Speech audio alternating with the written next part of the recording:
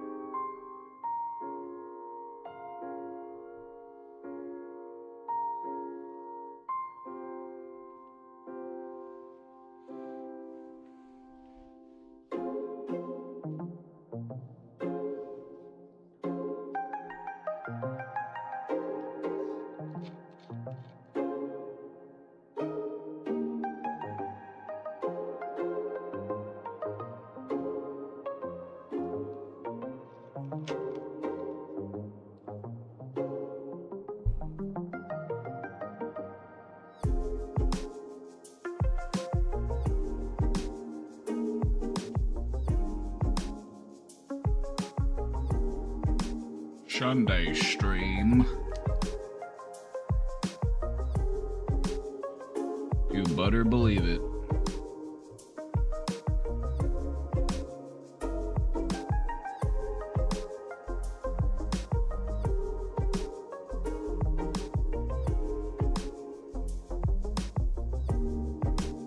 Do some reacting.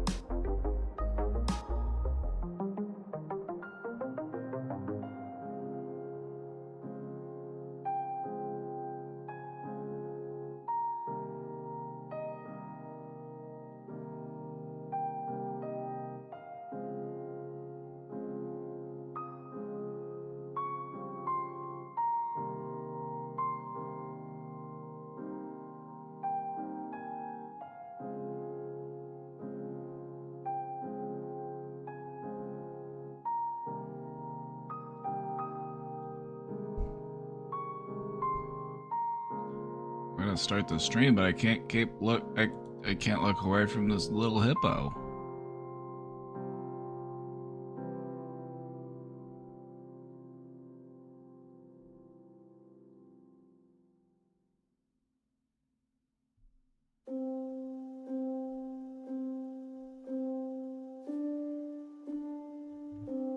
I can't look away.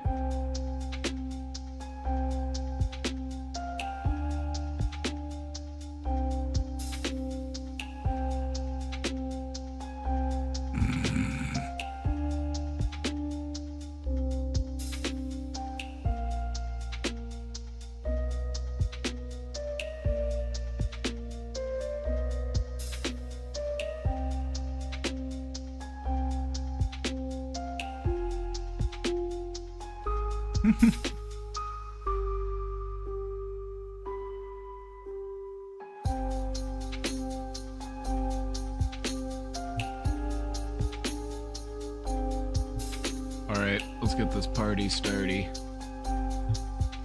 Let's get down to business.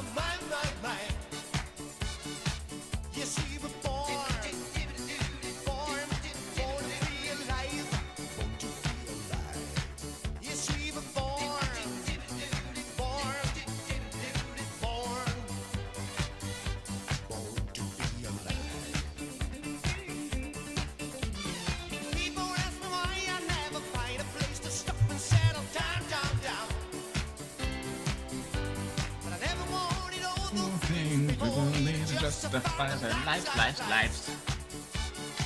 Yes, we were born to be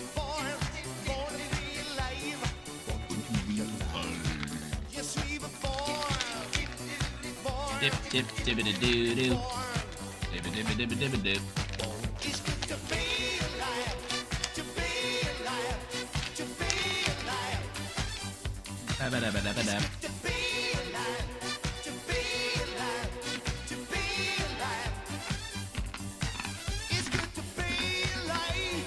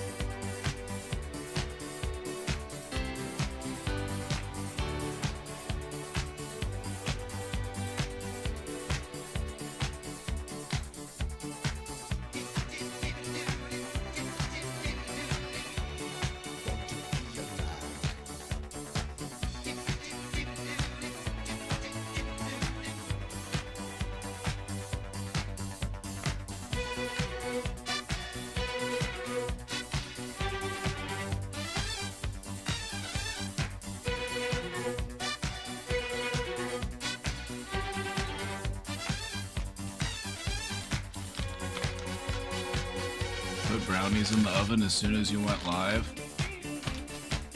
What temp? What temp are we cooking those brownies at? Time was on my side when I was running down the street. It was no bang, bang, bang. Suitcase and an old guitar and something new to occupy my mind, my mind. Yes, we were born to be alive. Yes, we were born. Yes, we were born to be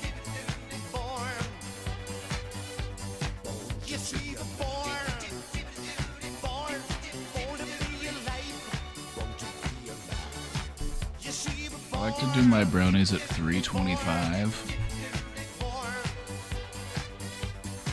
Yes, we were born I take them out when they're just done. Yes, we were born to be alive. Born to be alive.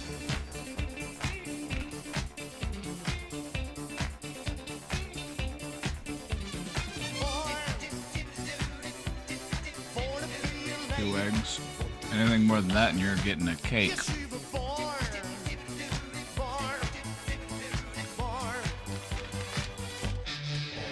I added a crunchy emote because I have a crunchy snack I'm crunching.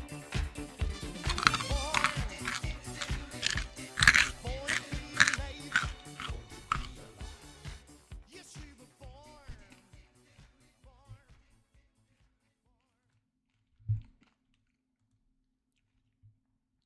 Well, I'll be Sunday brain activity. They said it couldn't be done. They said it was impossible. But here we are. Look at this. We made it happen. Can you believe it?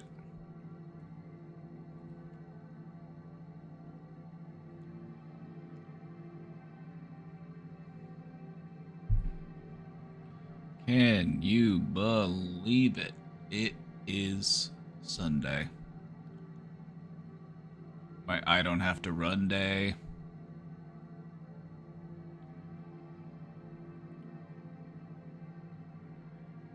That's my fun day. The Sunday brain domain. Yep. It's because you've been on your best behavior. You earned it. We're gonna hit that sub goal. We're getting to 150. It's gonna happen.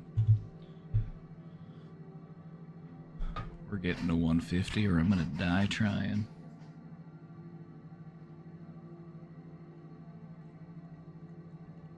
Alright, gamers.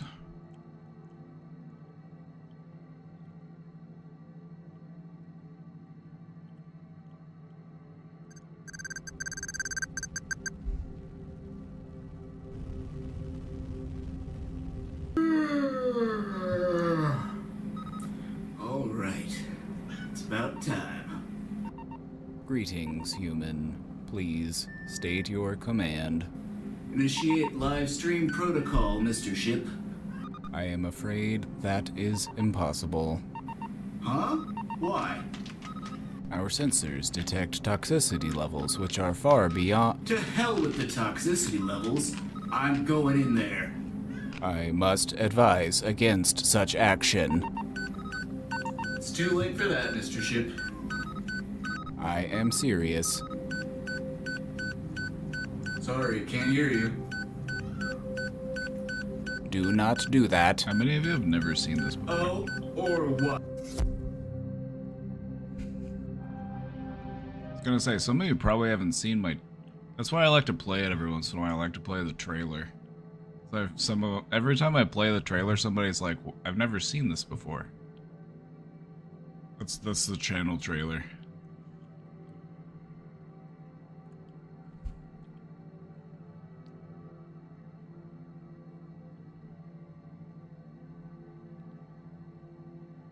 I spent like 2 weeks making that thing. All the graphics.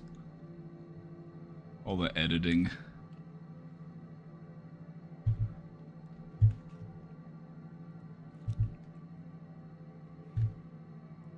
You want to see a little bit of it? You want to see some behind the scenes? You know, it's Sunday. We'll take it a little casual today.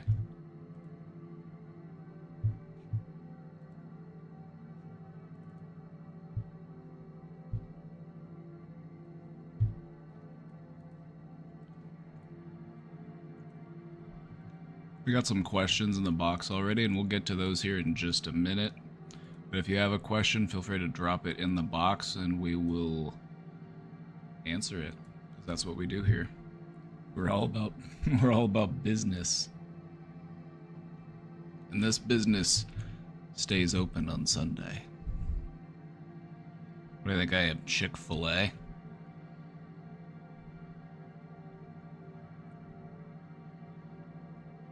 I see a little behind the scene. This is my graphics folder with all my trailer stuff in it. All the different, like, every light that blinks or every, like... Where should I start? Alright, so first off, I made these backdrops, right? This one. This is a photo composite of a bunch of different, like, pieces of stuff that I made in Photoshop. There's like a padded wall, there's some conduit pipes, there's some lights, there's some wall panels, some random electrical doodads. So I photoshopped that all together. That one didn't take as long as this one. This one took forever. The interior of this spaceship.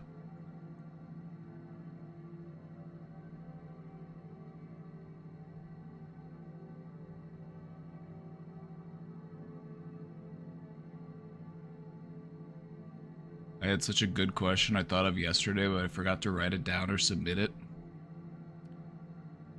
What were you doing when you thought of the question?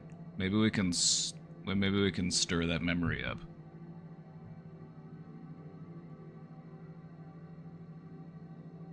So, let's see. What's going on here? This is the Nickelodeon time capsule. There's the Nickelodeon time capsule here. I think one of these is an ATM. And well, then one of them is like an electrical voltage panel. This is the door from like a submarine, I think. But yeah, I just found all. I made an image composite and I put all these things together to create the interior of a spaceship. And then I drew on like these cables and cords, like I hand drew those. How did it become red? It's always been red. I mean, it used to look. It was like this without the red. But then everything that blinks, all of the lights, everything like that, the easiest way to like make a light blink is to just draw a light and then make it fade and then reappear in like a video editor.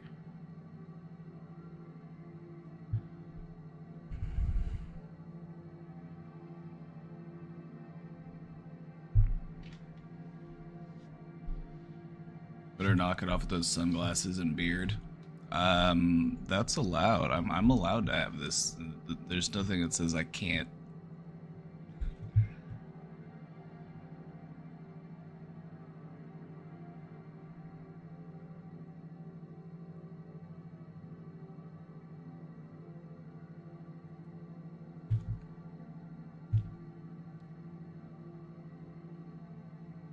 Then I had to create a little space a little spaceship. This guy's pretty cute.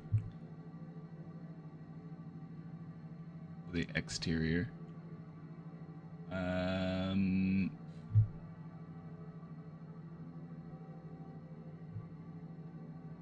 then yeah, as a result, you get this. Let's. Want to open? Hello? Okay, there we go.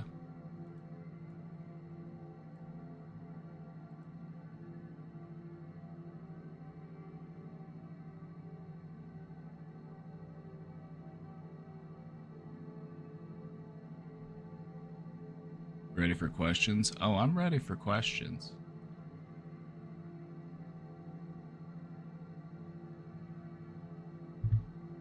Oh, I'm ready. Here.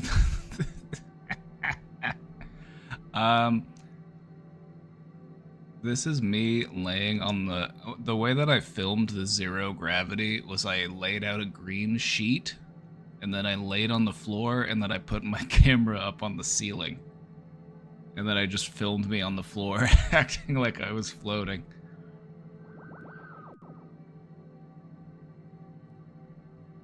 In my juicy spacesuit.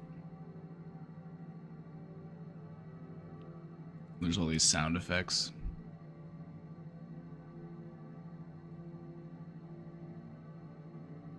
Air conditioner, computer beeping, dark ambient music, no copyright. Digital typing, low-pitched metal creaks and stress groans. You know, just all the stuff you need to give the illusion that you're on a spaceship. I did my Botox today. I feel so free.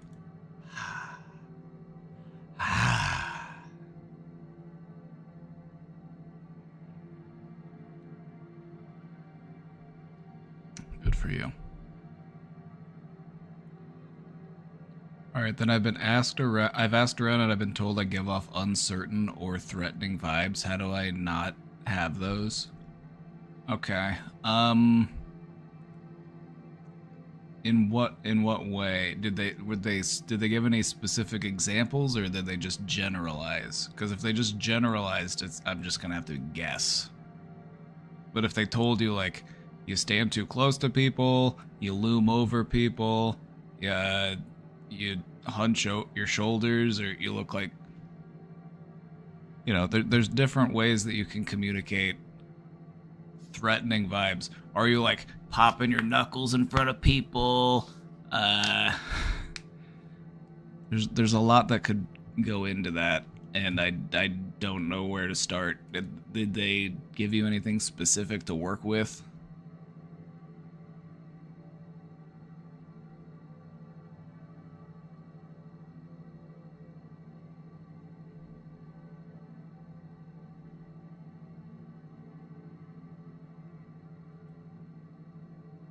My best bit of advice to appear less threatening to people is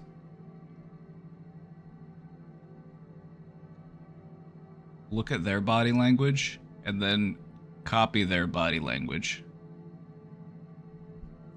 If you get too close to somebody and they start like looking around or like backing away or something, it's okay, that's a good indicator that you got a little too close. You got inside their bubble. People have different sized bubbles.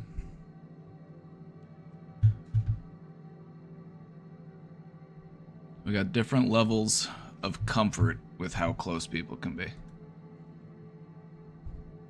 My flat affect and my height. You know what I've learned to do as a tall man? You know what I've learned to do? Lean. I've learned to strategically lean so that I'm closer to that person's eye level. So that I'm not looming over them.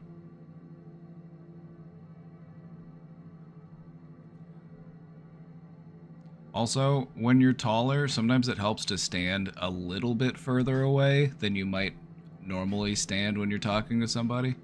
Because when you are a taller person and you get right up next to them, it's like, they feel like you're looming over them. So just think, how far away do you have to be for them to look at you, but they don't have to go like this? You want them to just have to be like this. Or like this.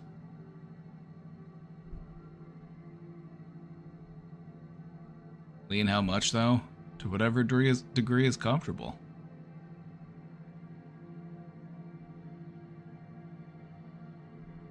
I've been told I unintentionally stand too close to people, and that's a great place to start.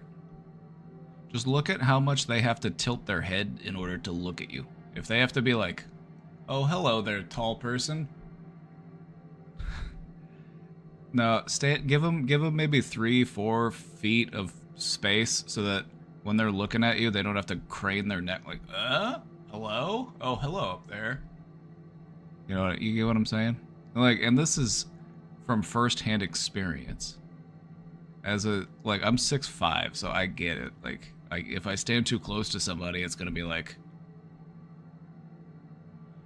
But what I've found also helps is, if you're standing near a wall or like you can just kind of like lean a little bit and just be like.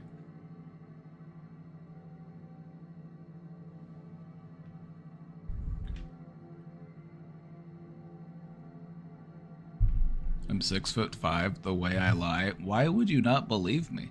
It says 6'5" on my driver's license. I'm literally 6'5". Why would I lie about this?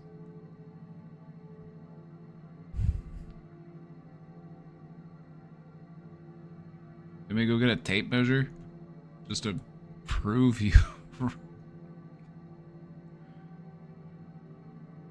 Because I would have been all over it. Well, you just now learned it.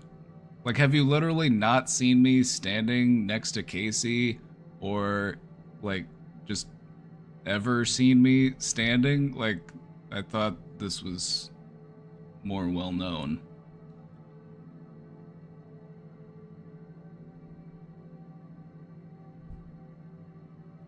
No, never. Well, how tall did you think I was? I don't how tall did you think I was? 5'3"?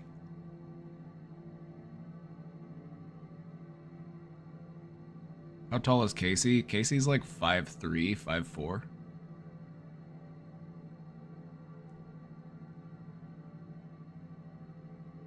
Maybe 5'11". You couldn't even give me 6 feet? You couldn't even give me 6 feet. I haven't been 5'11" since I was 12 years old. Thank you very much.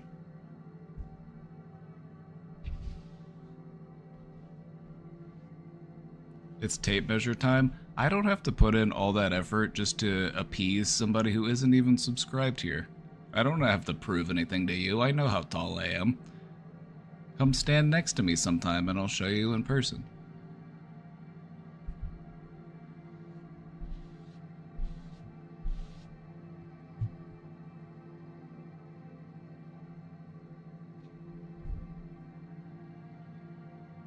5'3", I could pick you up and put you over my shoulder. Yep. You could ride around on my shoulders.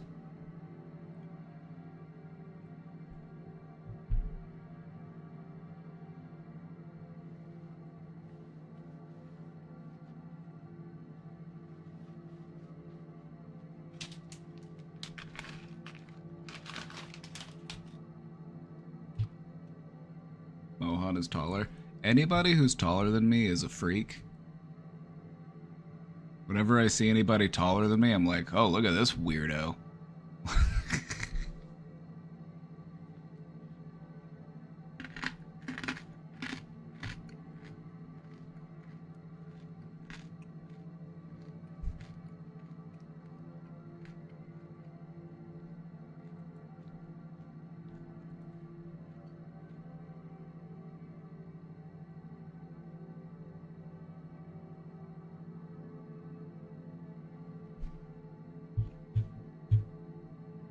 What's average height?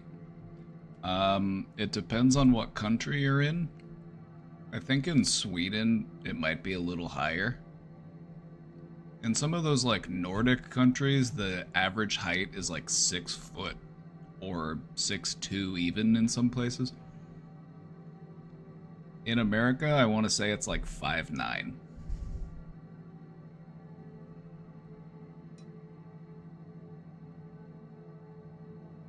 And you've only seen me sitting? Well, that sounds like a skill issue.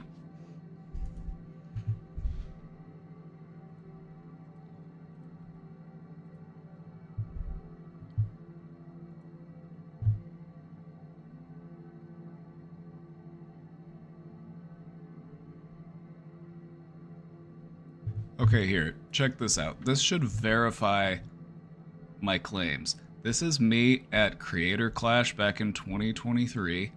Here I am standing next to Hassan. Granted, I am taking the picture from above, but you can see, like, we're the same height.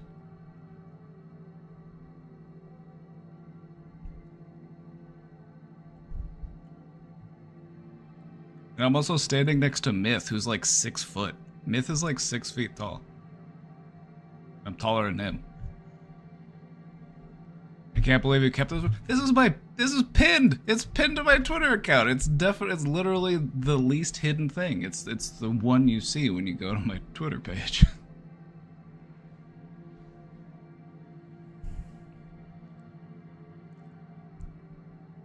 This is the funniest picture I've ever taken.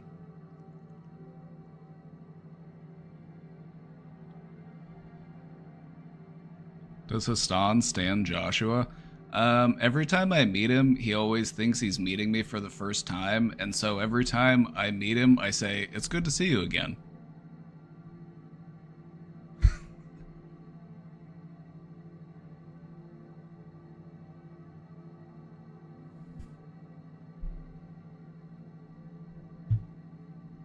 But yeah, for the record, you can see that I'm a big boy in this picture. There's just no way that I could not be. Unless I'm standing on a chair.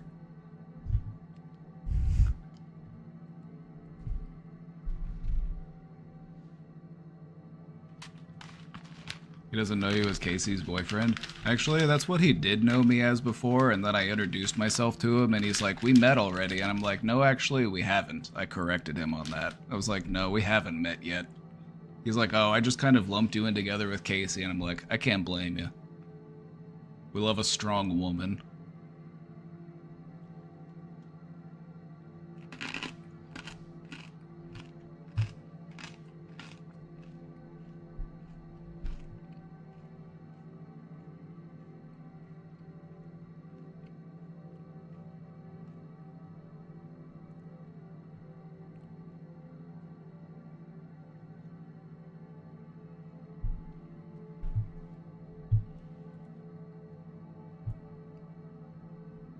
No, I wasn't saying he dated Casey. I was saying that we both have an appreciation for strong women.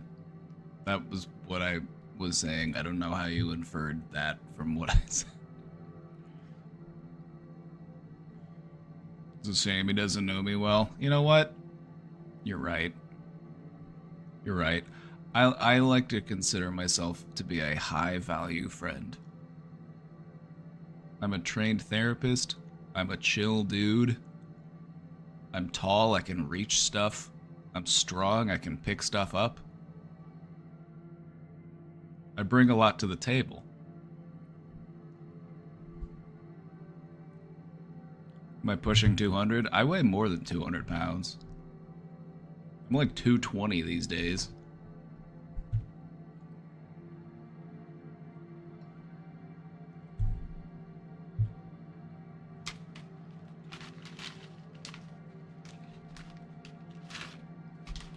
If I was 190 pounds, I would be like...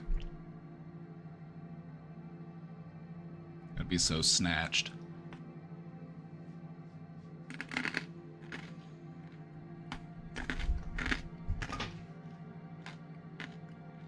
Can I carry you in WoW arenas? I don't think so. To be fair, Tirafan, I don't think anybody could carry you in WoW arenas.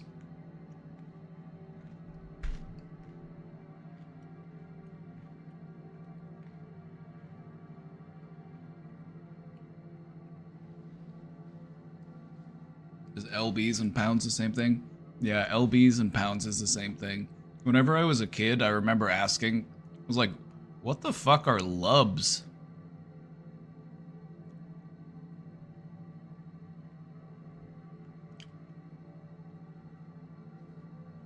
I'm literally Gladiator. The way you spelled it, litter, like kitty litter, Ollie, I find that funny, in a way. Because you stink.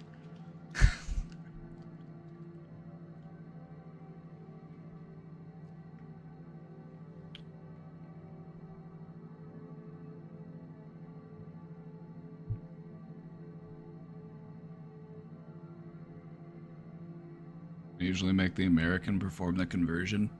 It's 2.2 pounds for every kilogram. I know that conversion. Don't ask me to convert Celsius into Fahrenheit, though, because that's black magic. I have to Google it.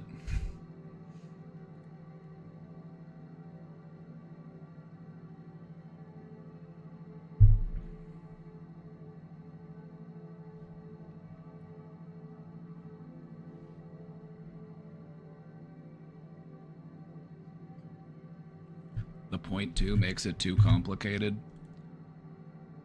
Well, here's what you do is you just multiply it by 2 and then you add another 20%.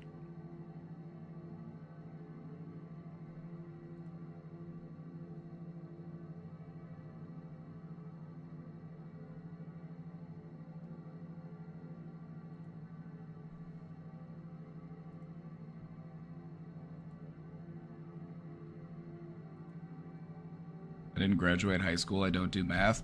You have a college degree. What are you talking about? Get out of here. Get out of here. I'm not a mathematician. I'm terrible at math.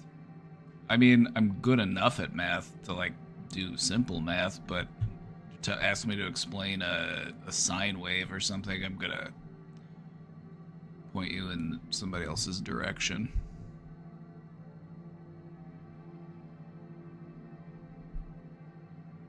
I'm always so confused by these measurement things. Yep, as we all are. It's 58 times 124. Time for you to find a calculator. I don't want to do that math. That sounds annoying. You remember when math teachers used to say, you're not going to carry a calculator around with you anywhere? Showed them.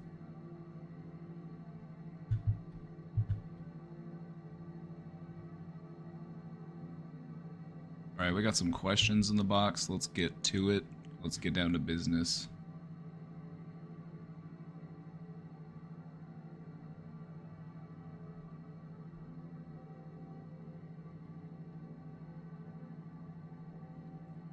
Cooking conversions, oof. My favorite thing to do in cooking, if I really need to measure something, is to weigh it. I just get out the kitchen scale. Like, how many grams of flour do I need? How many grams of sugar do I need? Whenever it comes to tablespoons, teaspoons, I eyeball that shit. I eyeball it.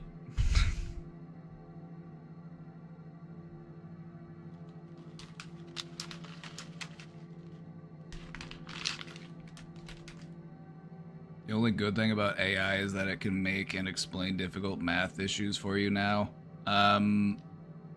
It could also generate a picture of you and Mohan kissing, and that's valuable.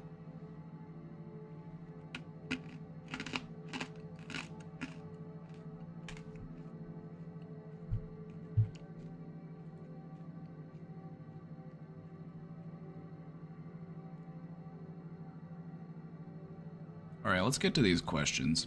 Let's get to these questions.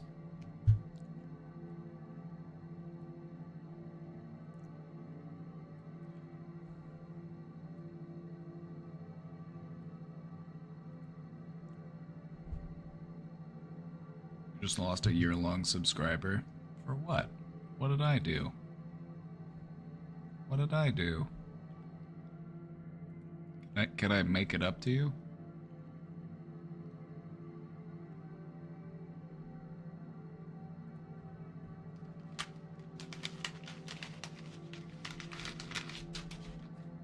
How can we make it right?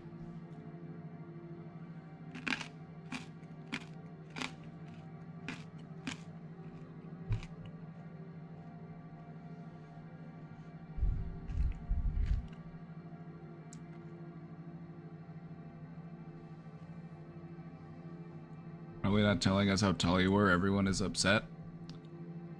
I don't want to be the type of person who's just reminding people all the time of how tall they are. That's cringe. It's like having a high IQ and then mentioning what your IQ score is to people all the time. It's like, okay, buddy. What I like to do is when I meet people for the first time in real life, they say, oh, you're taller than I thought you were. And I'm like, yeah, I am.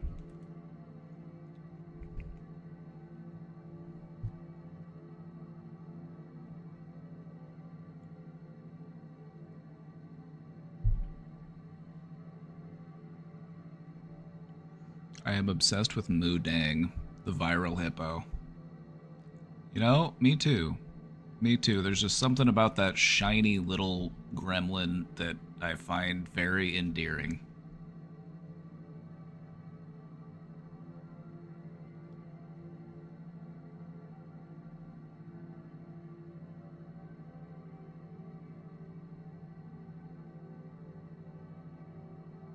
Need a height chart that you can stand against? Why don't you believe me? Is my question. Why do you assume that I would lie about that kind of thing? Like, being 6'5" is fun and all, but do you think I would joke about, like, the lumbar pains, the issues with my knees, just because that's what being that tall gets you in life? Like, have fun being tall, but oh yeah, by the way, it kind of sucks. I'm a 6'5" man living in a 5'8" person's world. I'm slightly too big for everything. Being on a plane sucks. I bonk my head on things.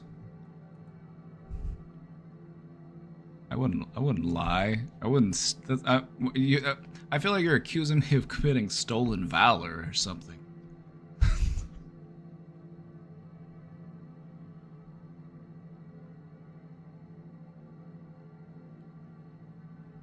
I became obsessed with Moo Dang, the viral hippo. His adorable videos captured my heart, and I joined a community of fans.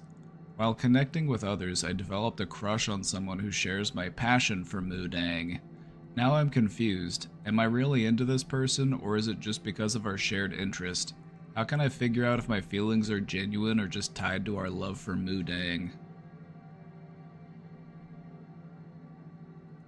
I guess I would say, what else do you talk about? Do you talk about other stuff outside of the hippo? That's a good way to find out.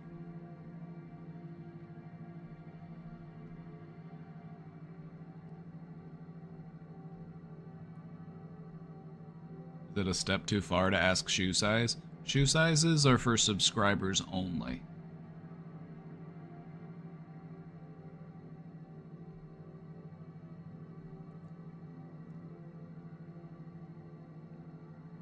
Okay, I would just say if you meet somebody and you hit it off and you get along and you have, you know, complimentary vibes. Complimentary vibes. That's good. That's an important thing to have. But I would just say now is a time for exploration, continuing to learn and to, you know, get to know this person better. Okay, what's the shoe size? Either 12 or 13, depending on the manufacturer.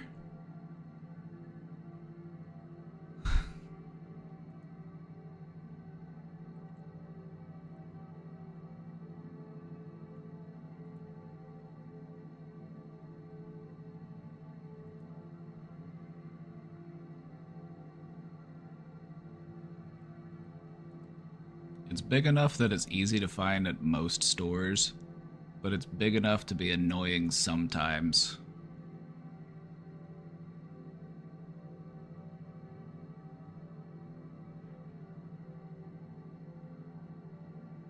So, how can you figure out if your feelings are genuine? I would just say by continuing to get to know this person on a personal level outside of your shared love for the hippo. You know, what else do they have going on? What are their dreams? What are their passions? What are their values? What are their virtues?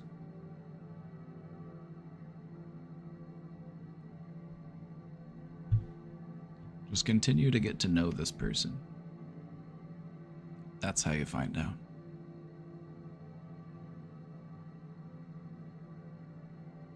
Vinderchump, thank you for subscribing, by the way.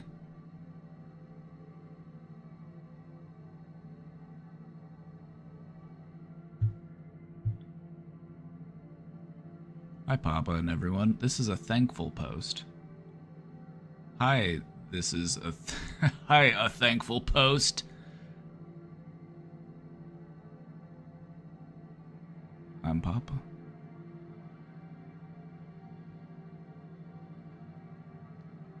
Short kings with big feet can get it. You're going after that hobbit archetype.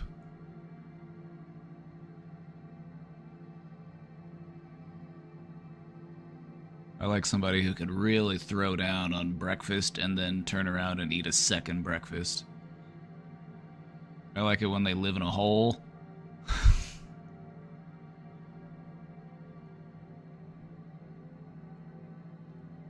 The other day I came to the realization that within the last maybe year and a half, I've come a long way. I healed a lot. Something I did not ever imagine. It was tough, but it was possible. I'm still not completely out of the mud, but I'm made aware that I can do it, and you can all do it. A year ago, I was struggling with crippling social anxiety. I could not make friends. I hated myself and the way I looked, and I hated being weird. But I've learned a lot. I know how to make friends now, and I no longer fear acting weird. Every day can be an adventure, and I could keep on talking about all the things that you, Papa, and the Brain Domain community helped me with and made possible. Then I'd have to write for maybe an hour or more. I'm grateful, and I will always be beyond what words can describe, and a thank you will never be enough. But still, thank you, Papa. Thank you, everyone. Thank you for the people who are struggling and still are listening, and thank you to the people who reached out for help, because you also taught me to reach out as well. I love you guys, genuinely. Can't believe I come this far, guys. Sorry for the long post. Wink. They're just wanting to get bonked. It's bonk bait. They're bonk baiting me. But I'll give them what they want, because they wrote such a sweet message.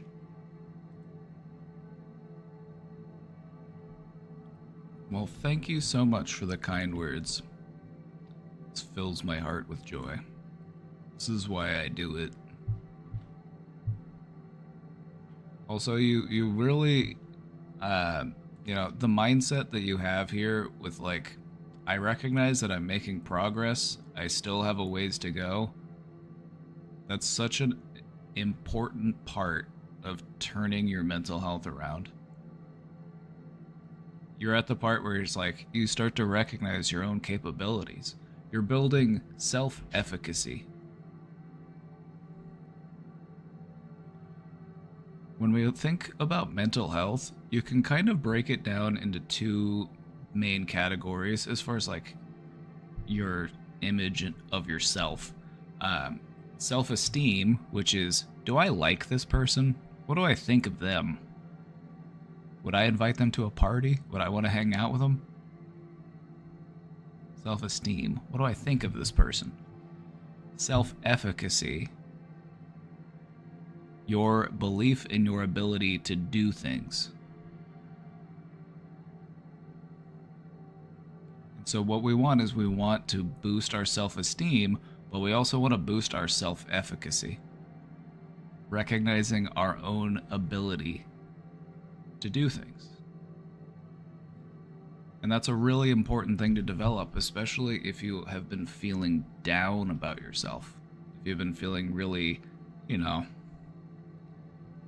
stuck, or you've just been feeling like you've been struggling, or maybe you have tried some things but they haven't really worked all that well, it can be really discouraging. But you haven't failed until you give up. Alright? So just keep going. Just find the direction that you want to be headed in and focus on the next step in that direction.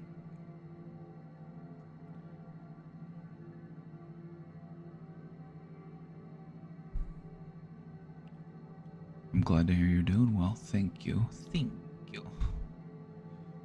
Thank you. Maybe somebody will gift a sub in your honor. Maybe somebody will gift a sub as a way of also saying thank you. I'm 10 subs away from 150. I'm putting on the moves today. We're hitting that sub goal. It's gonna happen.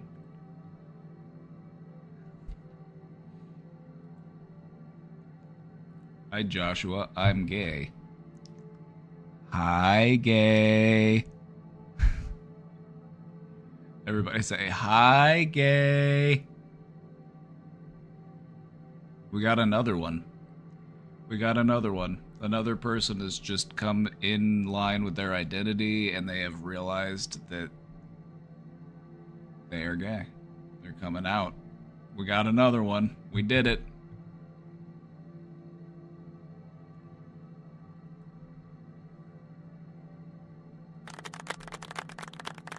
Congratulations.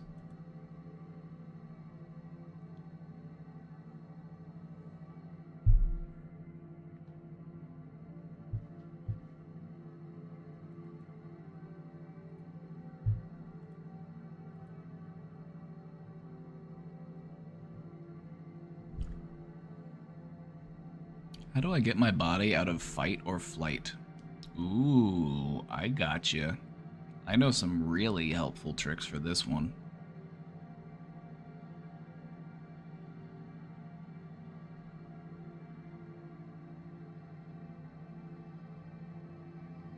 I will try to do stuff like play video games, talk to friends, meditate, breathing exercises, etc. And I can maybe do things for like an hour or two, and then all of a sudden, it feels like I'm being avalanched with psychosomatic symptoms that are so overwhelming, I can't keep doing what I want to do. Hey, 15 with the gifted sub to Rachel. Ugh. Rachel. Ugh. Thank you. Thank you. It worked. 9 to go.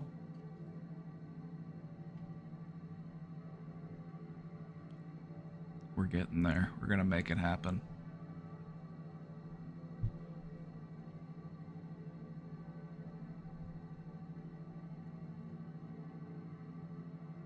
Being avalanched with psychosomatic symptoms that are so overwhelming, I can't keep doing what I want to do. So then I take a break and try to relax, But then I'm just like stuck until those things go away, but I don't know what's causing them, and that can make it anxiety inducing. I miss feeling normal and being able to do things without having to worry about getting overstimulated, anxiety, panic, physical, psychosomatic symptoms.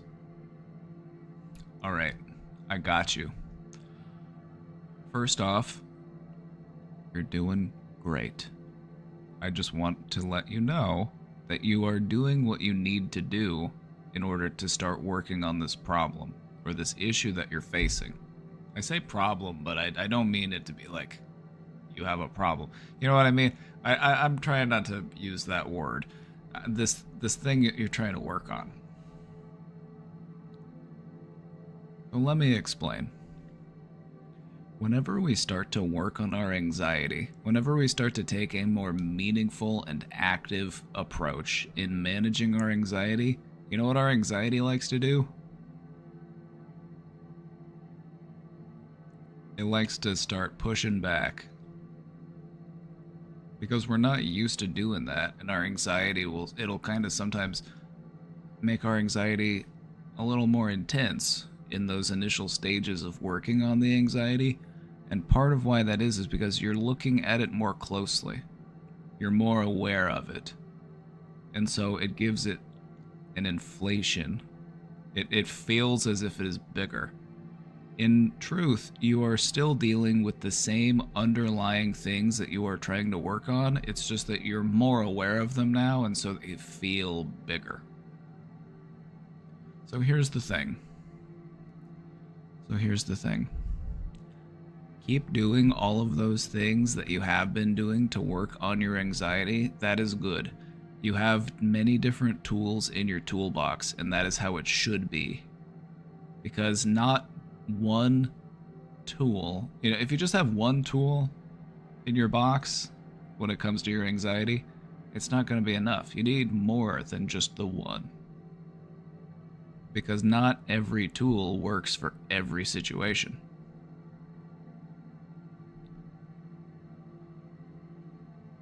What I would recommend doing is just continuing to practice your mindfulness rather than trying to... No, okay. Alright. Something important to talk about. Worry about worry makes you more worried than you need to be.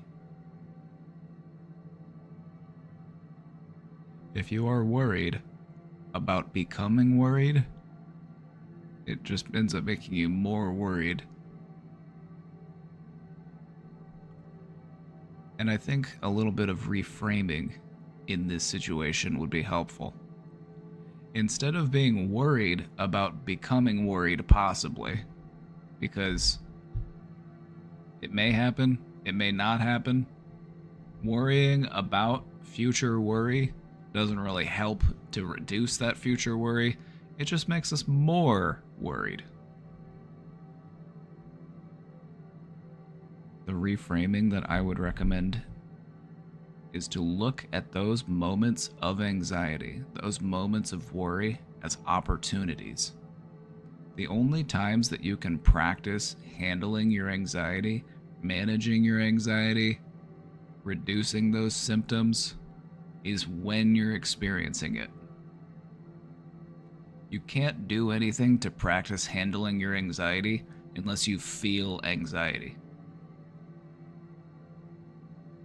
You gotta do it live. So my recommendation is to, rather than look at those moments with dread, try to look at them with anticipation. The next time I feel anxious is just another opportunity for me to practice handling my anxiety, and every time I practice handling my anxiety, I get a little bit better at it.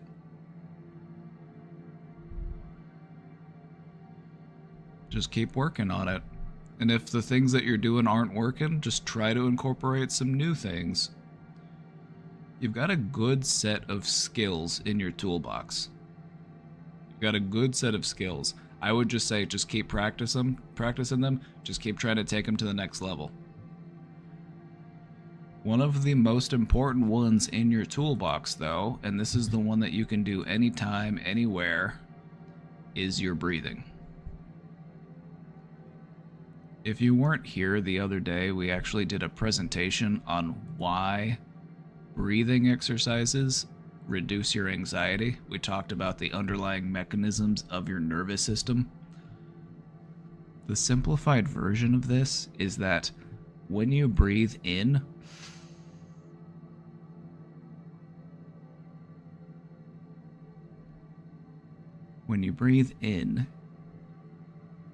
it causes your bronchial tubes to activate, and whenever your bronchial tubes are engaged, your heart rate decreases.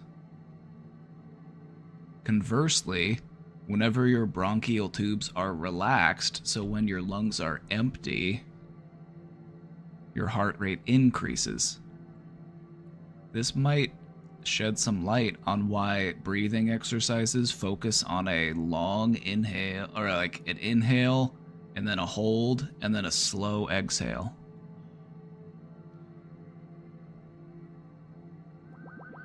Why is that?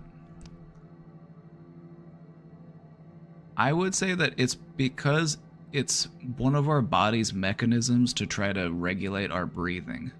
If the lungs are empty, the heart rate will start to increase and it'll start to, create feelings of arousal. And I say arousal just as a way of saying it feels more stimulated. It's a way to try to motivate you to breathe. It's trying to encourage you to take another breath, if that makes sense. You can't just stop breathing. And so whenever you don't have air in there, it sends a little biological signal to be like, take another breath, please.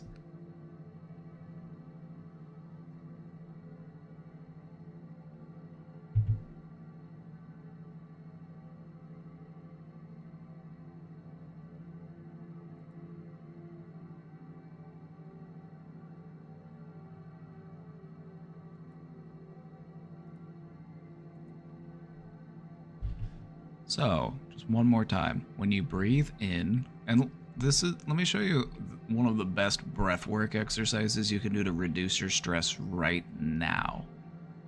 Not 5 minutes from now, not an hour from now. You can actually start to feel better right now by doing this technique. The physiological sigh, it's 2 inhales followed by a slow exhale. I'll show you. It looks like this.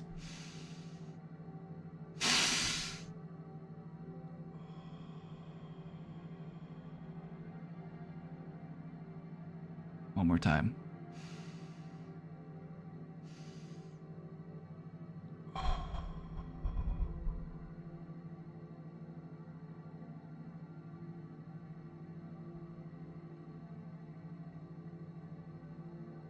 Doing that will activate your parasympathetic nervous system.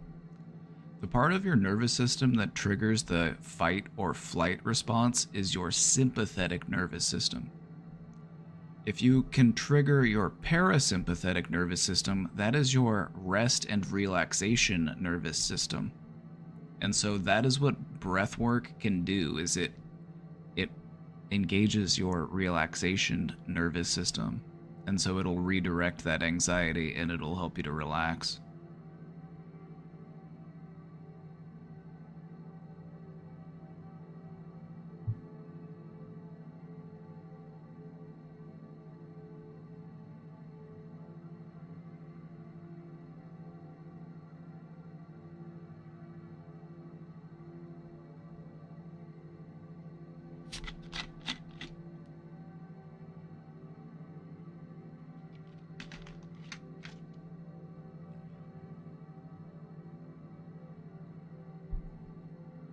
Also, keep meditating. You've been meditating. I'm proud of you for that. I can't recommend meditation enough. Keep doing it.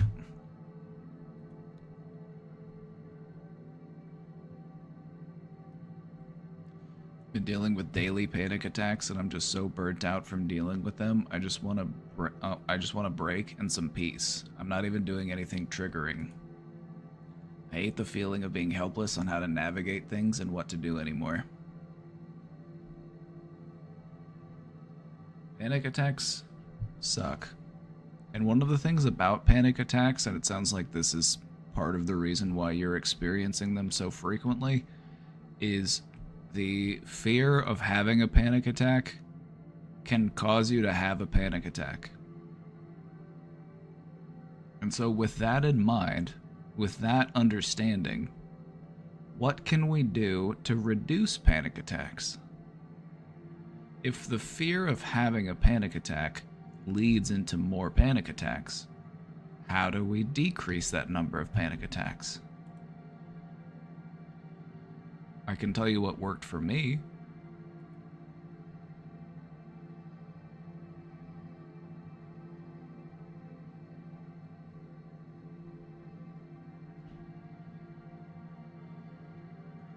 What worked for me was to approach them with a sense of excitement, like, all right, here we go.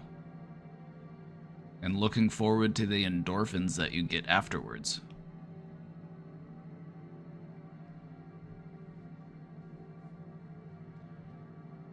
It might be helpful to understand what's going on in your body whenever you experience panic attacks on like a hormonal neurotransmitter type level. Whenever you experience a panic attack, it's like getting a shot of adrenaline.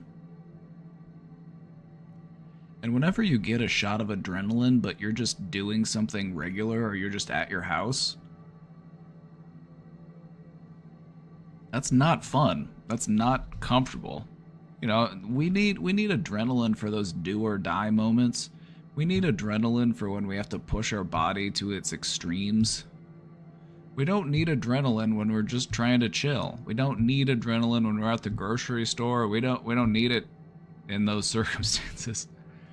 But the thing about your body's neurotransmitters, the body's hormones, is that adrenaline is meant to be very fast acting, because adrenaline is meant to kick in those moments of danger, in those moments of, oh my god, I have to. You've probably heard stories. I have to lift a car. I have to, do something just absolutely insane. That's why your body gives you adrenaline and it acts so quickly, is because it's meant to help you respond in a dangerous situation. But within the context of a panic attack, the only thing that you feel is dangerous is the panic attack itself, the sense of impending doom that it gives you. So you know what I found to be helpful? Whenever I started, I've had probably 5 panic, 3 or 3, somewhere between. I'll say around 5. I'll say around 5 panic attacks in my life. The thing about panic attacks is they can happen to anybody. You don't have to have panic disorder. You don't have to have generalized anxiety disorder. You don't have to have any type of diagnosis. A panic attack can happen to anybody. You could get an unexpected letter in the mail that says you're late on your car payments and you thought you were making your car payments because you had it set up to auto pay, but it turns out that your card expired and now you're 3 months behind in your car payments and you don't have $1,300 to catch up. Or you get a phone call and a friend or a loved one is in the hospital.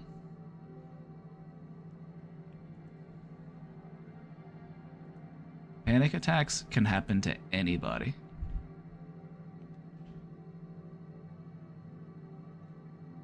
So what I found to be helpful to me is to take back that fear, because that fear is what gives the panic attack its power. And so what I would do is I would just look forward to the endorphins at the end. Whenever you're in that moment of panic attack, talk yourself through it. I'm having a panic attack right now, but I know how to handle it. I'm having a panic attack right now, but I know how to handle it. If I just keep taking slow, relaxed breaths, it will help to calm down my nervous system. All I have to do is wait until the levels of adrenaline decrease in my body and my body starts to give me endorphins, and I will feel better. I will make it through this. It'll just take a few minutes. It'll be uncomfortable, but I'll be okay. Just talk yourself through it.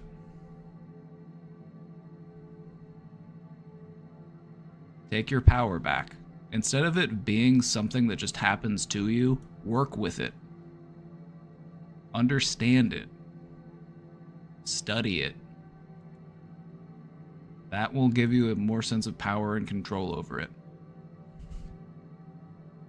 Panic attacks make you sometimes feel like you're gonna die. You know what I did in those moments? I stared myself down in the mirror, like I was staring down death itself, and I said, okay, bring it on.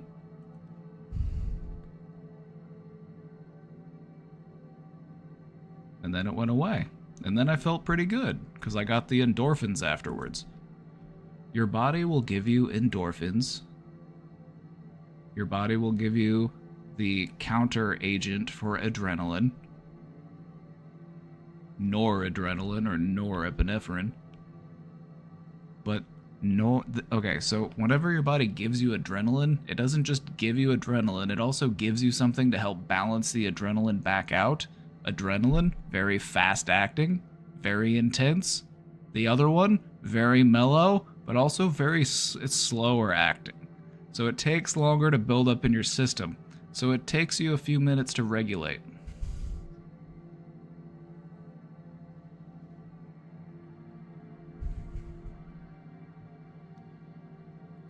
Just a reminder that you don't need to deal with these forever. This isn't just a part of who you are. This doesn't have to be a part of your identity. This is just another hill for you to climb, and you can climb it. All right?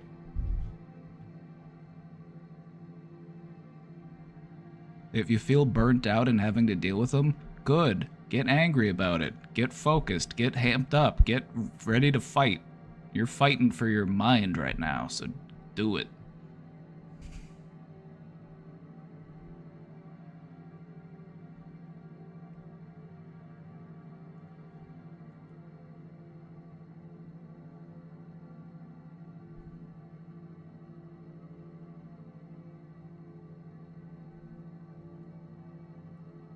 I'm gonna be honest, I'm struggling with impulse spending, which is common with ADHD. I'm 19 and my dad forced me to get a credit card a year ago because I needed to build up good credit.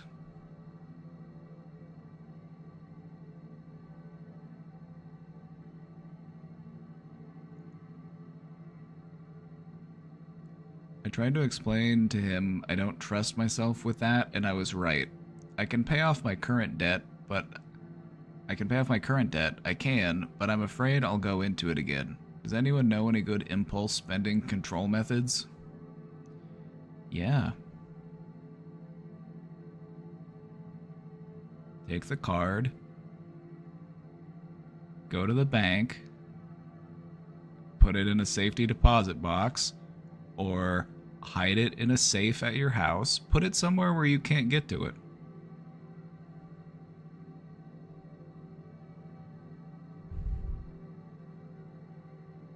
Other impulse spending control methods. Impulse spending has gotten worse in the age of online shopping.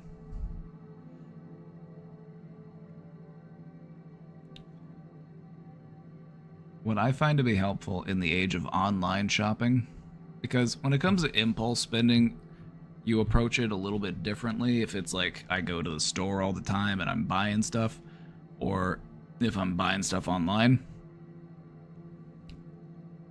If you are a in-person shopper, let's say you're an in-person shopper and your impulse spending is done at the store. Carry that item around with you. Don't just pick it up and then go buy it. Carry it around for a while. Give yourself some time to think about it. If you have a cart, put it in your cart and just think about it. Walk around with it. Think about if you really need it. Do I really need another t-shirt? Do I really need another Whatever it is that I'm buying, do I really need this? Give yourself that time to think about it. Pick it up, hold it, look at it. Just ask yourself and be mindful. Do I need this? Do I want it? How much am I spending on this?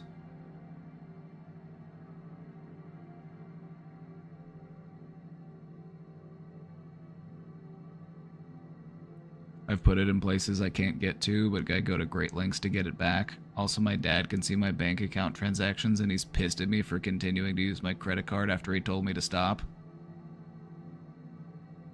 Why is he pissed at you? He should be pissed at himself. He should have been like, you know what? I should have trusted my child on this one. Turns out my child knew their spending habits better than I did.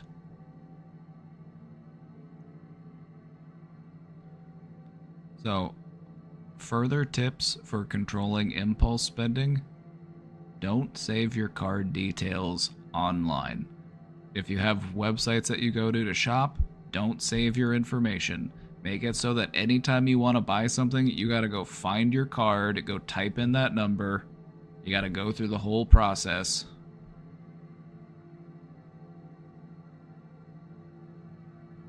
If you really can't trust yourself with it, have your dad hide it. And if he's so mad about it, he'll probably do it for you.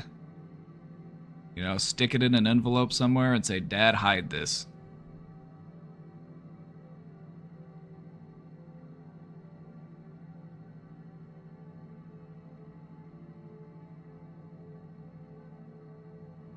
Another thing to take into consideration, because it's not just going to be about developing new habits. Developing new habits helps, don't get me wrong, but when it comes to curbing our impulse spending, one of the things we really like to think about is, why do I impulse spend? What is it about buying things that gives me the feel-goods? And what could I be doing instead that doesn't cost me money? Because the thing about shopping for stuff is that it gives you that blip. It gives you that blip of ooh, dopamine, ooh, serotonin, yum yum. It gives you a little bit of the good juice. What else can we do to get that satisfaction? And so I would say, when you feel the need to online shop, don't look at it, or when you feel the need to spend money or you feel the need to buy something, don't look at that just as a need to spend money or buy something. Look at that as, my brain wants chemicals that makes it feel good. So what can I do to give it those? Should I go do some exercise? Should I go talk to some friends? Should I play a game? Should I read a book? Should I do a hobby? Should I walk my dog?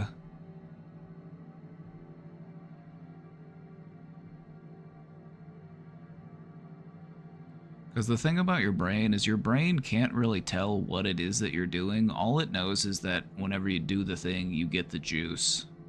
Then it'll make you do whatever it was that gives you the juice, because your brain loves that stuff. Your brain loves the juice.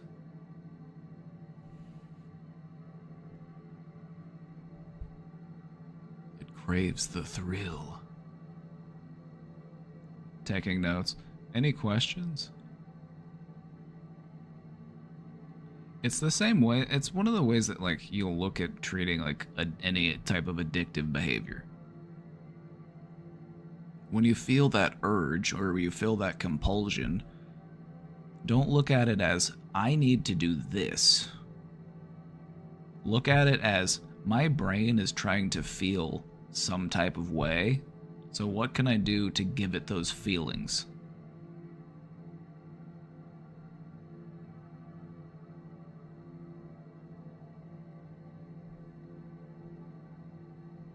Like eating junk food, SMH. If junk food is your impulse, my recommendation is eat it more mindfully. Eat it slowly. And after every bite or every, just think about it. What does this taste like? How does this make me feel? You'll become more aware of the way that it feels processed, overly refined, too fatty, too sugary, too salty.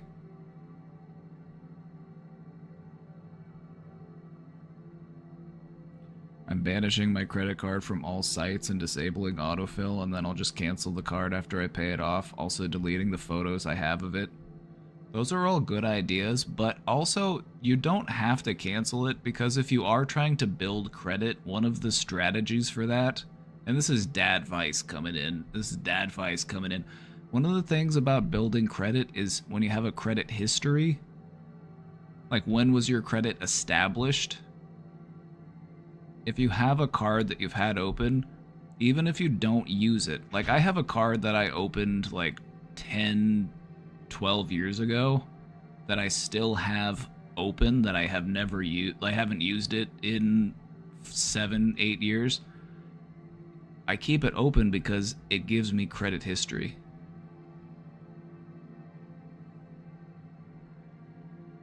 So whenever you want to, you want to get a car, you want to get a new house, like a house or an apartment, and they do like a credit check, one of the things they look at is when was your credit established? They look at your credit age. And so that's the benefit of having a card still open, even if it's an old card that you never use. Don't ask me why they set the system up this way, because the credit score system is a huge scam, but it's one of the things you have to deal with in America.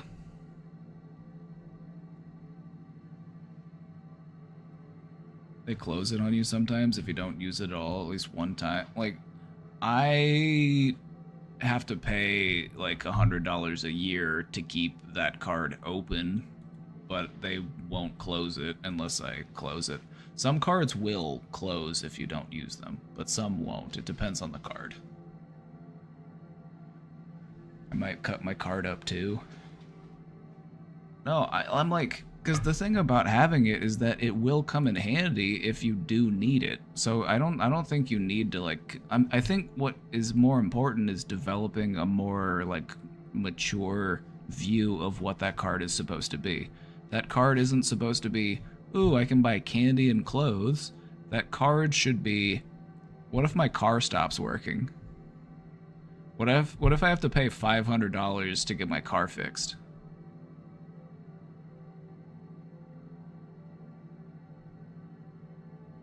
So what I would recommend doing is just give it to your dad and then have him hide it somewhere.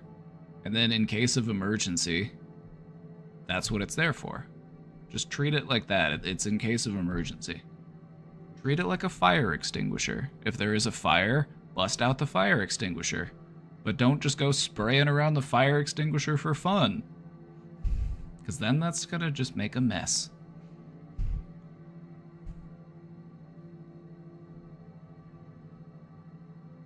I think the credit system in America is the dumbest thing this country... It's up there. I won't say it's the dumbest thing our country has ever done, because we've done some pretty shameful and despicable things as a nation. But the credit score system, it was invented in the 80s, and yes, it is a scam. The fact that you can pay your credit cards off and it makes your credit score go down... The system actually incentivizes you to have more debt, but only a certain amount of your debt. The credit score system is basically just a score to determine how much of a sucker are you? How much debt can we saddle you with that you're still able to pay off? That's what it's there to figure out. It's a scam.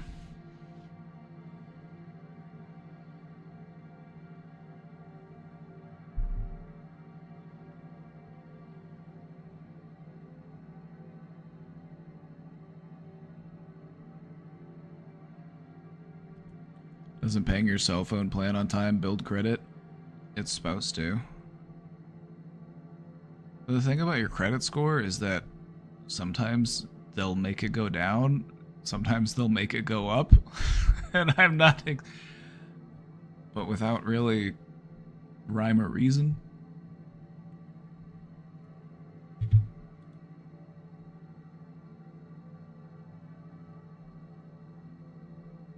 I wish I had waited until later, though, to get one.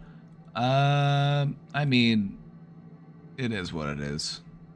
It is what it is. It's like you've learned from this experience, and that's important. And so it's a lesson that you would have needed to learn sooner or later, but you got it out of the way.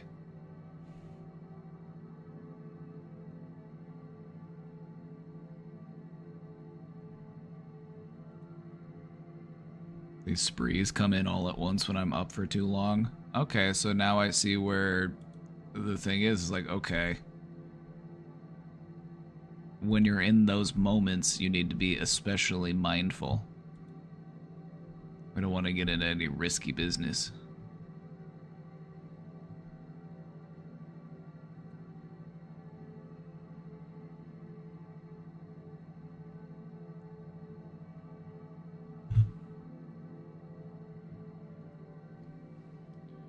All right.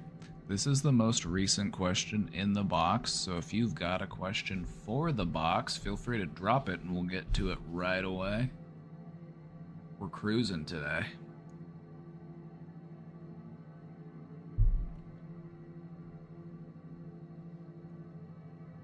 If we run out of questions, maybe we'll do a little bit of reacting as a treat. It's Sunday.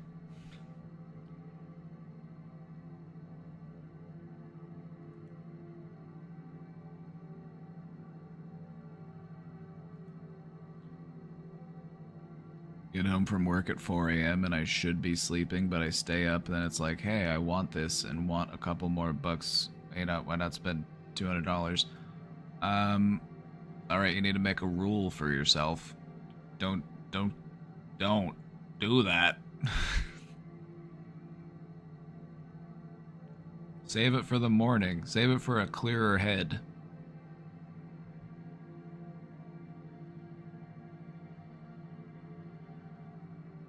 Just consider how the situation is influencing your mental abilities. It's like you just got off work, so you are a certain type of exhausted. It's 4 in the morning. You're not thinking clearly.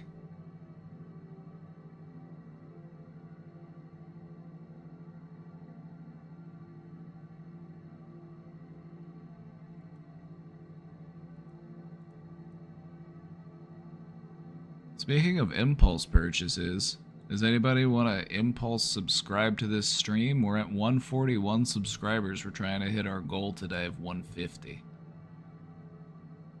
What's the goal, you ask? Good question. What should it be? What should it be? I'll think about it.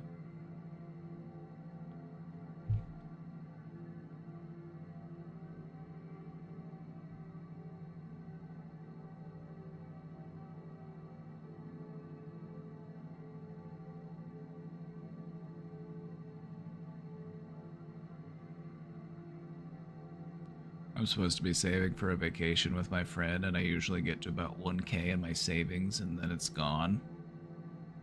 Well, you've recognized a pattern. What do you need to change in order to adopt a new pattern?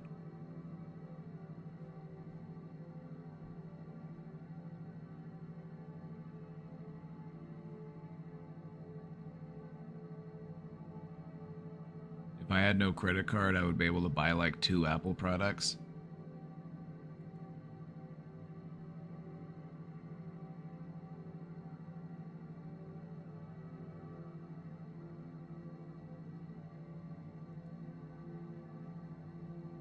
Two? It's too many. Too many.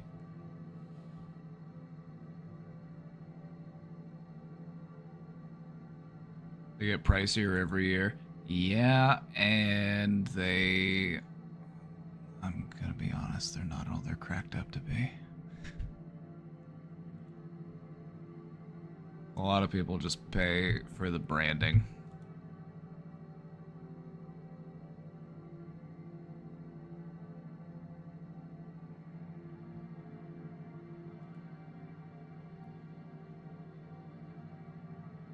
I'm noticing that when I get stoned, I think negative thoughts more frequently, Is there a reason for this? Is it simply because when you combine depression with weed, this could be a possible outcome? Chad, did you do Casey's spooky animations? It looks so good. I did. I did make those. Aren't they cute? For little Halloween graphics. Yeah, I hand drew all those.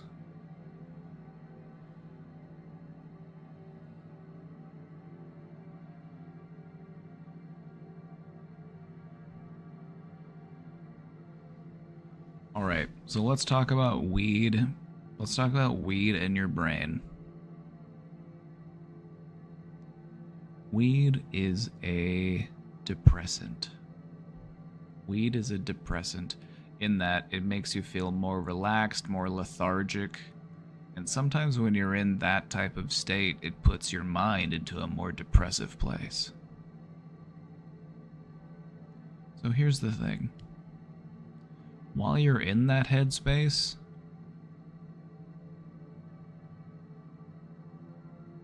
that's when you have an opportunity to do some work.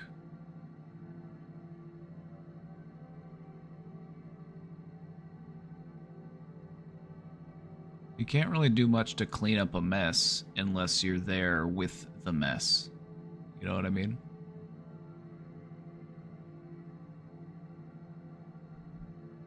I feel like when you experience these types of thoughts, it gives you an opportunity. It gives you an opportunity to figure, what do I want to do with these types of thoughts? Because I don't need to just roll with them, alright? I don't need to just roll with them. My advice that I recommend to anybody who struggles with their thinking is to separate emotion from your thoughts. We get really caught up in the habit of having a thought and then immediately jumping into an emotion about that thought. You don't need to. View a thought as a suggestion. A thought is merely offering you a suggestion on how you could feel. And you do have some say in whether or not you embrace that emotion. So when you find yourself in a negative headspace, examine those thoughts. Does this help me? Does this hurt me? Do I want to keep this thought? Do I want to let this thought go? It's an opportunity to do some filing.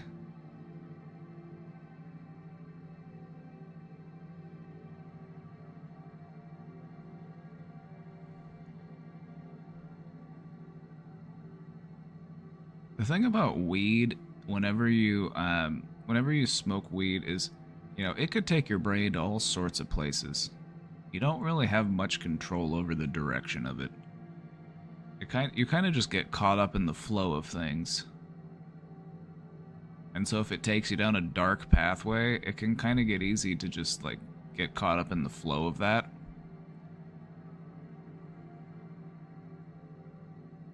But whenever it brings your mind to certain avenues of thought, I find it helpful to just examine it and be like, interesting.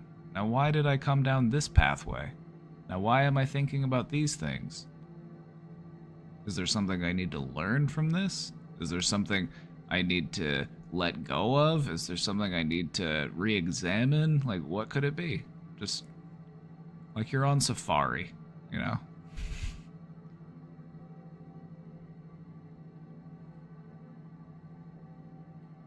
Is it wrong that I've purposely been working really hard at my UNI to get into a private college that has hot women in it?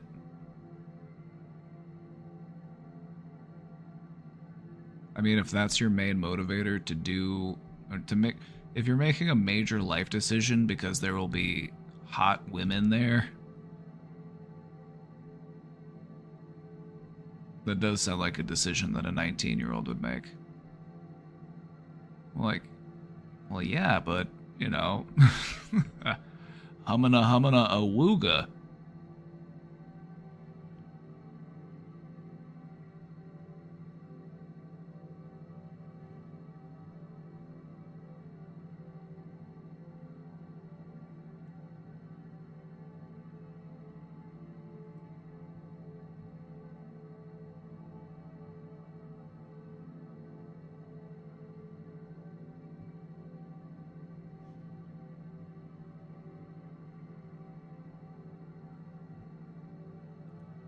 Whenever you smoke weed, you kind of have less control over where your mind wanders. So sometimes it'll take you to some weird headspaces. And I would just try to approach it in a mindful and productive way. So if you find yourself in a negative headspace, ask yourself, what do I want to do with this? Alright, how can I work with this?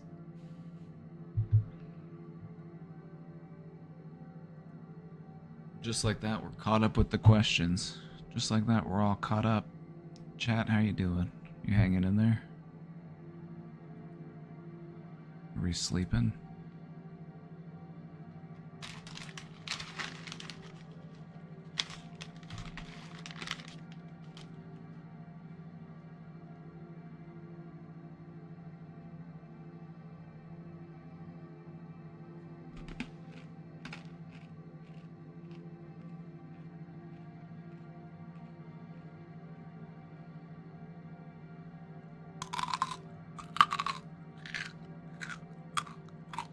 This crunch should wake you up.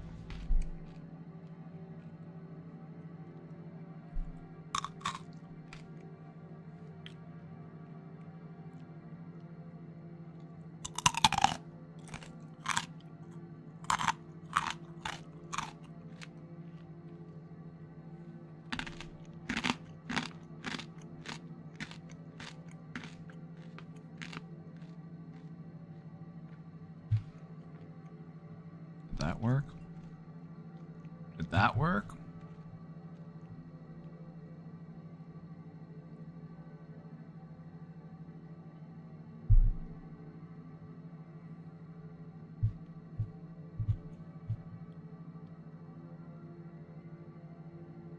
I'm just hungry. Great. That backfired.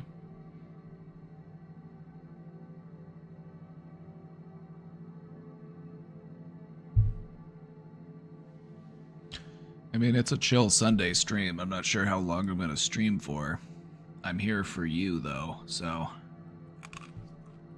let me know what I can do for you.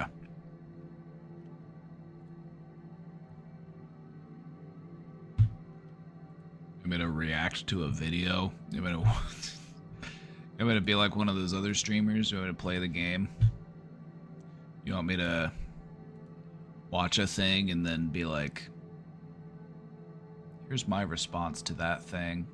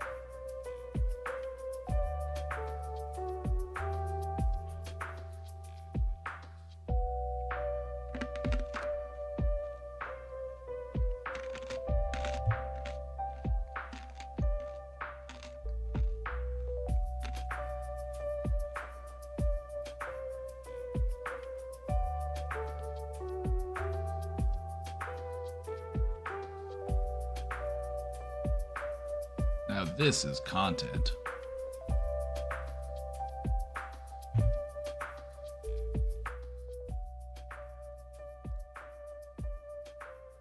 Now that's what I call content.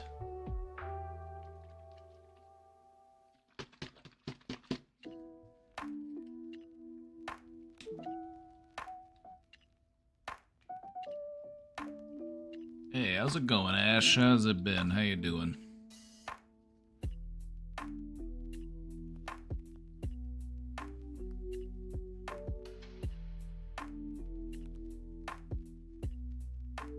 They're just really getting in there, aren't they?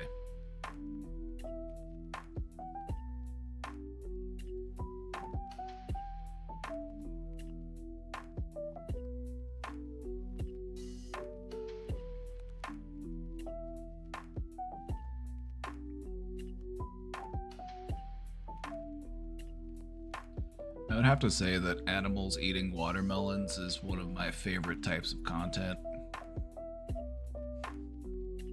Some people like to watch the news, some people like to talk about politics. I like to see the damage that a pack of capybara can do to a big watermelon. I guess I'm just built differently.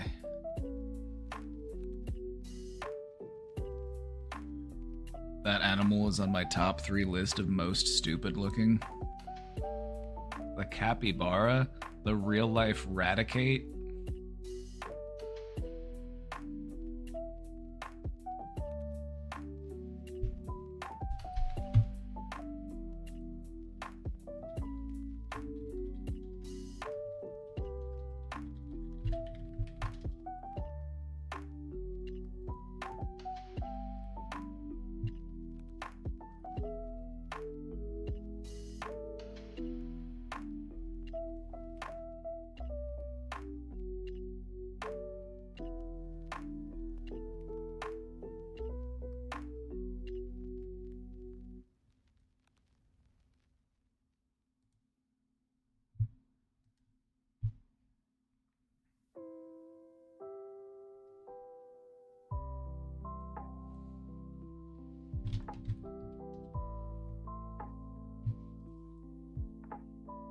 I don't even know if the capybara breaks the top 10 of weirdest looking animals. Let's look at some weird animals.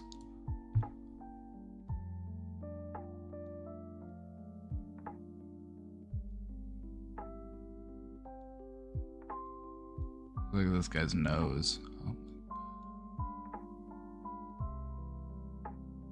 Look at this weird thing.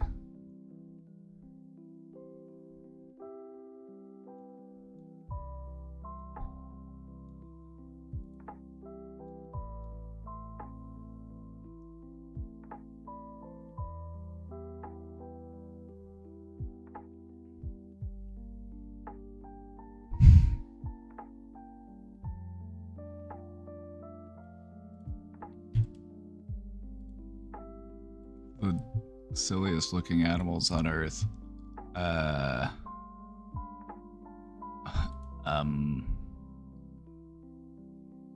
Yep.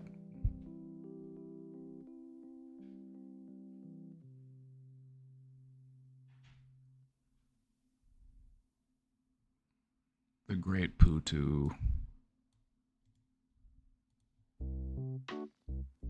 Now this is a weird looking animal.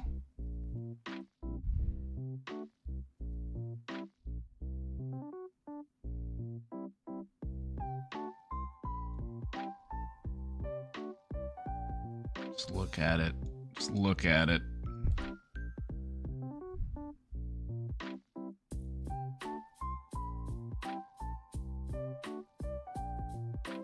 Oh no.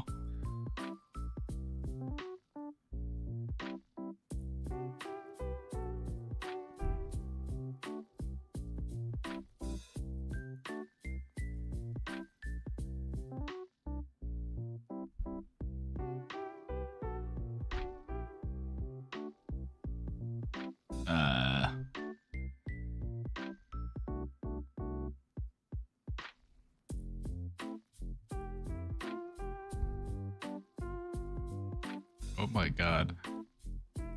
These like early mammals from like the Ice Age, they're so funny to me.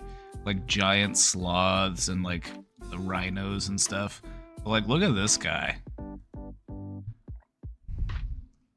What a stupid looking animal.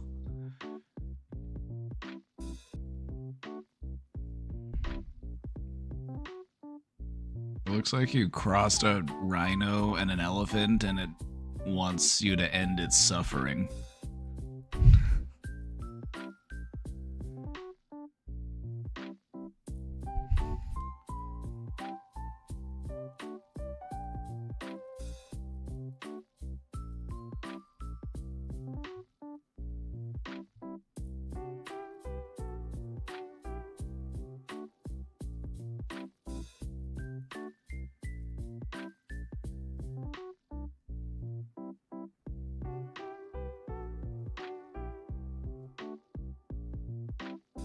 Oh, have you ever seen a flatfish? They're so weird.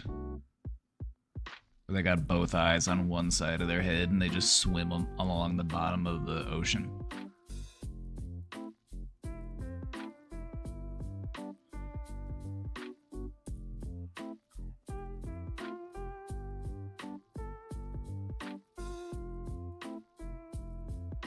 Anglerfish are the most creepy. Anglerfish are very creepy.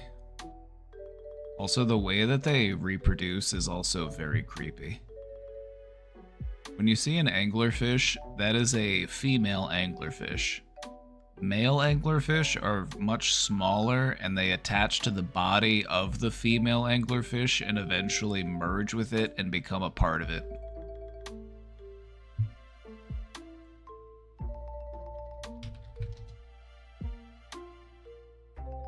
Also, it looks like a creature out of your nightmares.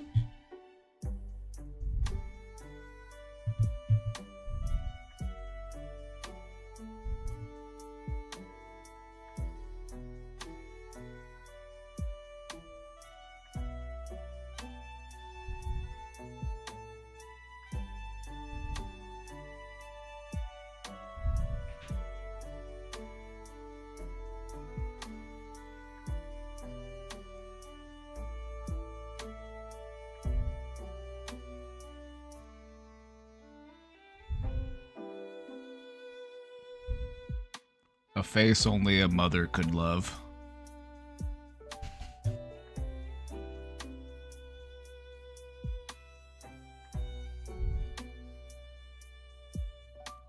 There's some weird sea creatures out there. Let's look at some weird sea creatures.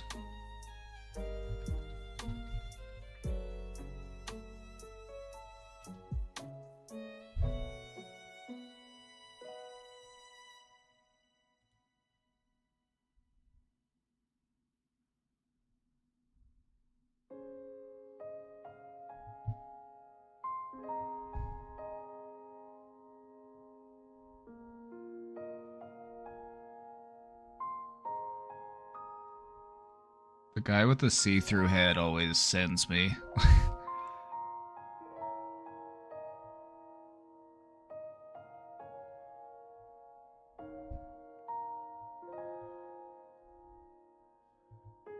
And then this weird little guy that looks like a Final Fantasy boss.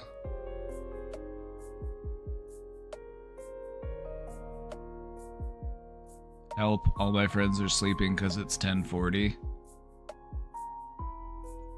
Is it time for bed then?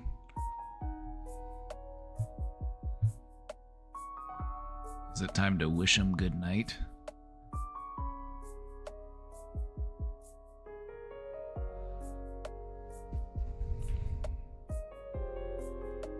Oh my god.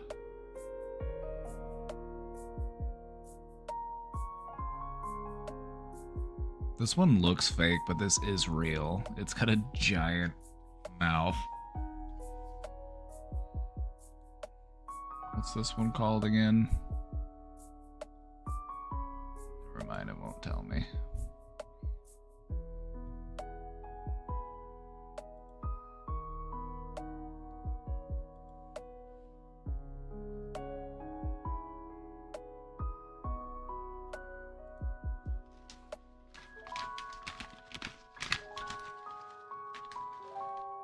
I have no one to text.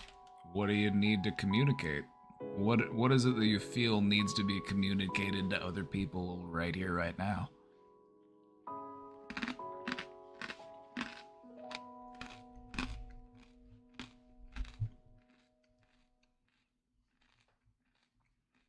Oh, he's getting it. Oh, he's getting it. The giant tortoise is one of my favorite animals.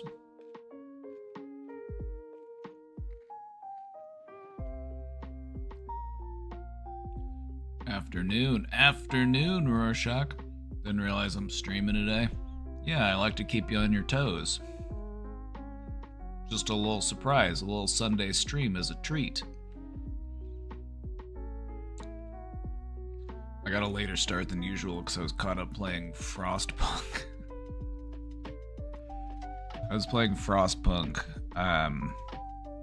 Not the new one. There's the sequel just came out. I was playing the first one.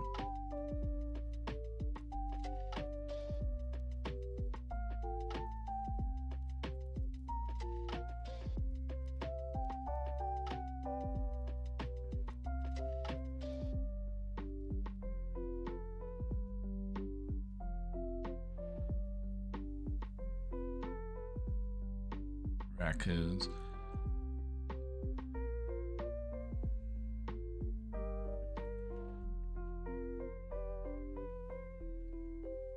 You know, there's some raccoons near us that we go and feed.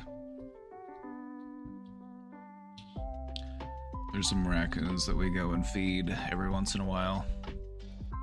There's probably videos of it somewhere.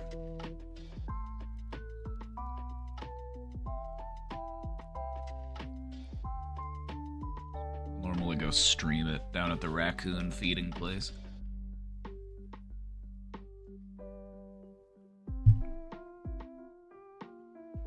Raccoons looking deviant. Yeah, they look like little bandits. They look like old bank robbers.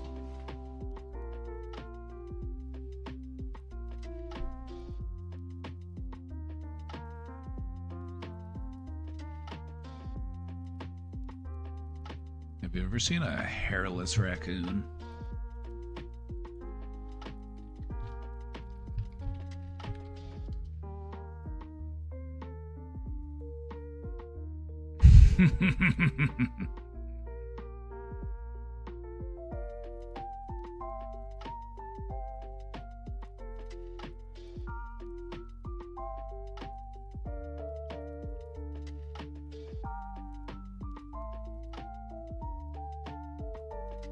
Someone is awake. How do I get to know someone? Like, what the fuck do I say?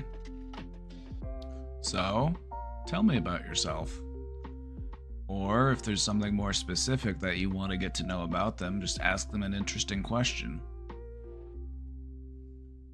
Have any good poops lately? That's my go-to.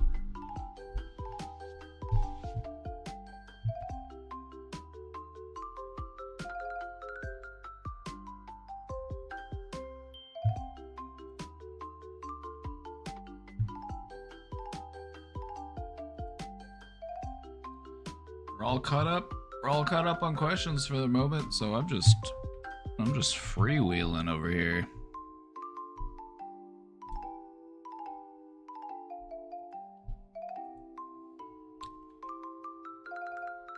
That surely makes them comfortable. Hey, everybody poops, all right? Everybody poops.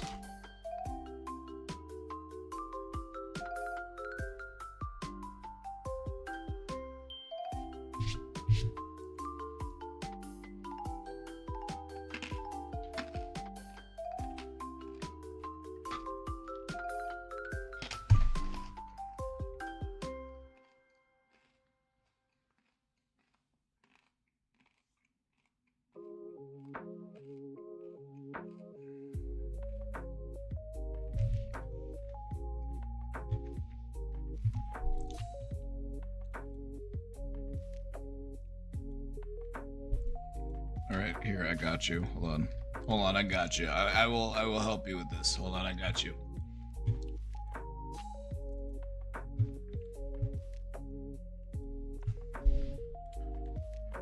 Got you. You ready? Check this out. What are some interesting and engaging conversation starters that I can use to get to know someone better via text.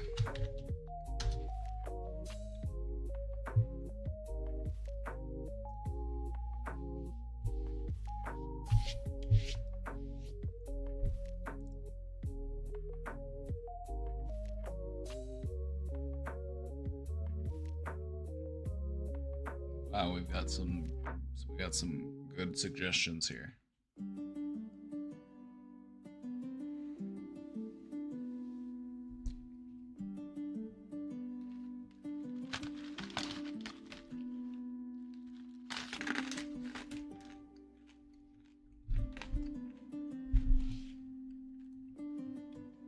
My go-to question is, have any good poops lately?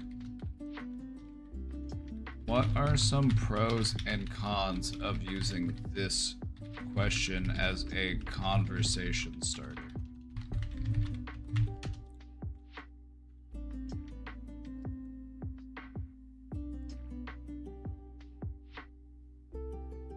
She has 3 cats, it's not fair.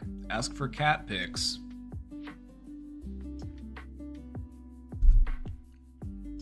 See, there are pros and cons to this approach. This is why I love AI, is because you can ask it the most ridiculous questions you can think of, and it will take it absolutely seriously.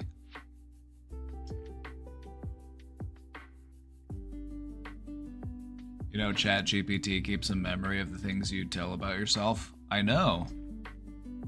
I like that it gets to know me. That makes it better than other people in my life. Dad.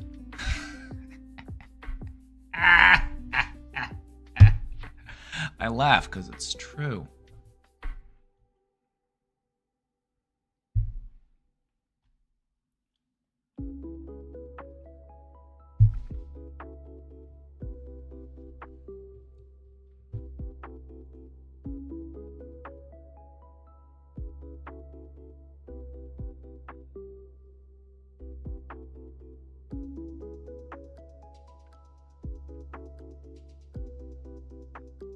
I mean, you can just ask them, you know, tell me a funny story. What's something wild or crazy that's happened to you? Like, what's the craziest thing you've ever done? Like, what sort of adventures have you been on? Like, you know, just ask them stuff that's exciting and engaging and memorable, and it's gonna, you know, it'll set you apart from other people who might ask more boring questions. I tried to practice conversations with ChatGPT and I still messed up. Well, the good news is that with ChatGPT you can apologize. And you can also ask for feedback. Like, what should I have done differently?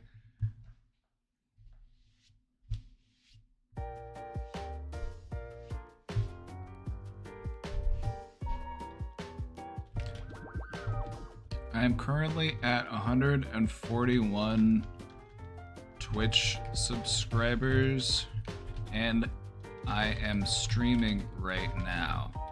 I am trying to hit my goal of 150 subscribers. What are some things I can say or do to get people to give me money? Sorry, I shouldn't phrase it that way. To subscribe to my channel.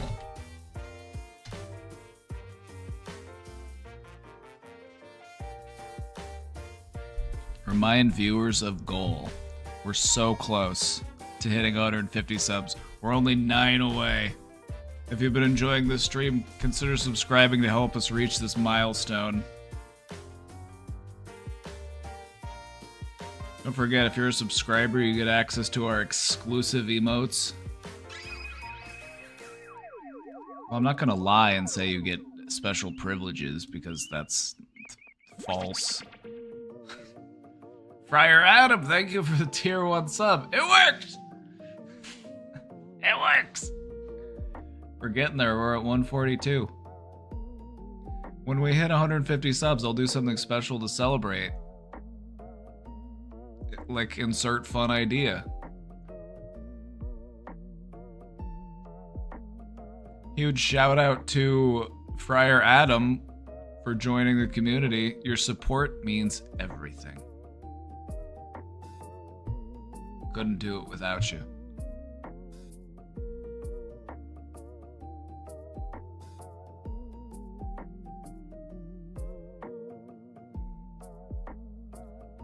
Each sub helps me continue creating content and building this community. Your support makes a huge difference, and I appreciate every one of you. Thanks, too nervous about the election.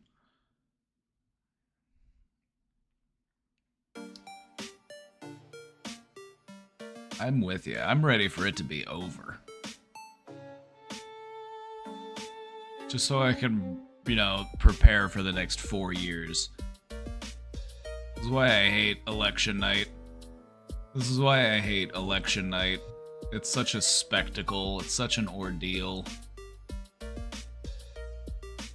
It's like, I need to mentally prepare for the trajectory of my life for the next 4 years, and I can't do that until after I figure out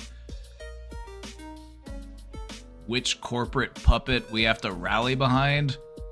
Are we gonna vote for the Pepsi candidate or the Coke candidate? Who's it gonna be? Team Red? Team Blue? Which flavor of fascism would you like?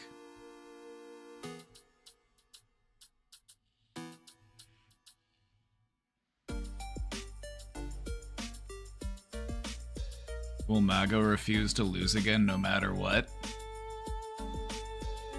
Do you think they're gonna do another January 6th? They're gonna do a January 6th 2 Electric Boogaloo? January 6th, the sequel?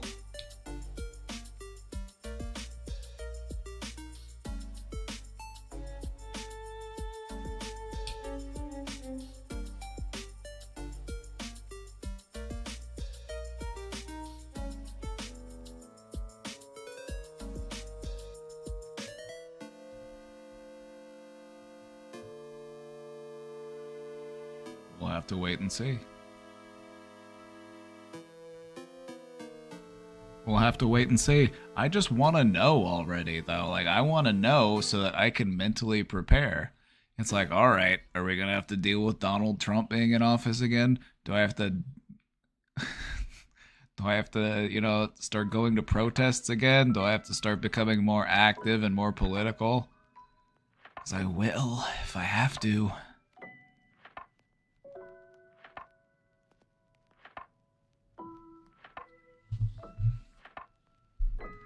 You know, chat, we've got some beautiful faces in here that aren't subscribed. Is there anything we can do about that? There's some people in here who are near and dear to this community who don't have access to my cute little cat emotes, and that's tragic. It's tragic. It's such a shame. I'm gonna lose sleep over this.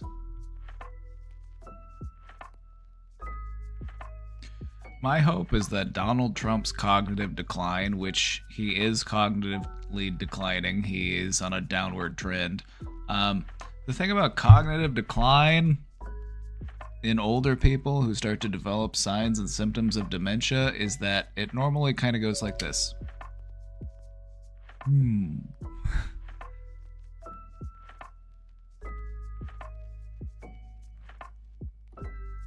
So I wonder where he's at in that process.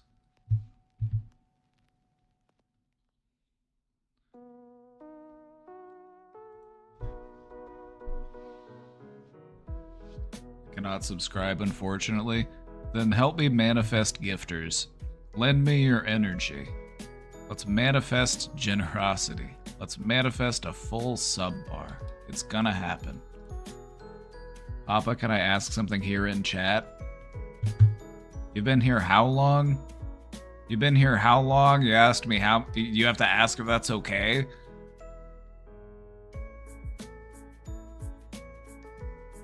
Hi, I'm a lurker, but the thing to submit questions isn't appearing. I don't know if that's just me, though. You're right. Where did it go? It disappeared. What?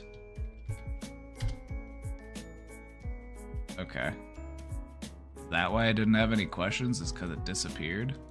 It should have. I don't know what happened. Twitch will mess up like that sometimes, and like it'll remove something that's supposed to be pinned.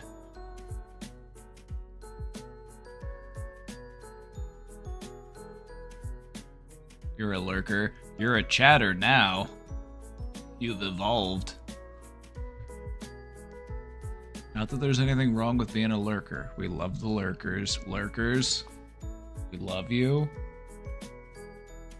Don't feel pressured to change. Don't feel pressured to be anybody other than who you are. But if you want to be a chatter, that'd be great. We love that. I thought we were just not doing questions. No, I pinned the link and then it disappeared. I don't know what happened to it. I don't know what happened, okay? Don't ask me. I just run the stream.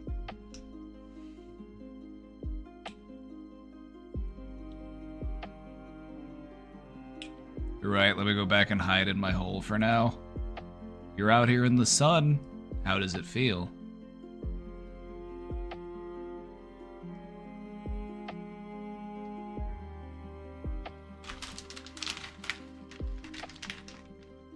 My favorite thing about streaming is turning lurkers into chatters. That's one of my favorite things about streaming.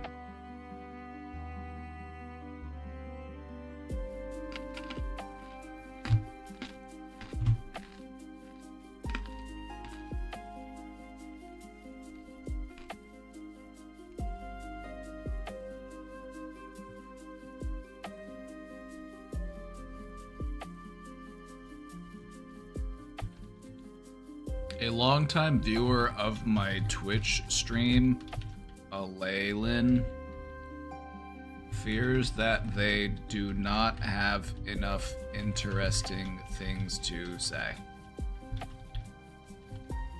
Do you have any kind words or recommendations for them?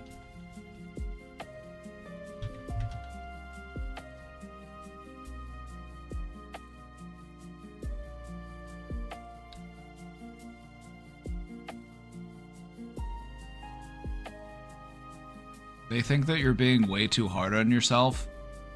I've been telling you that for forever. But it's nice to hear this validation from ChatGPT.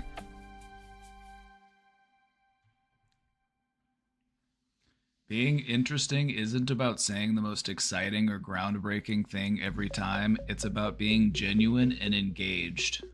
What makes you awesome as a viewer is your support, presence, and unique perspective, no matter how big or small. Sometimes just sharing how you're feeling, asking a simple question, or reacting to what's happening is more than enough to make a meaningful contribution to the conversation. And remember, your voice matters, especially in this community. Hi, Daddy. Hello, my child. How are you?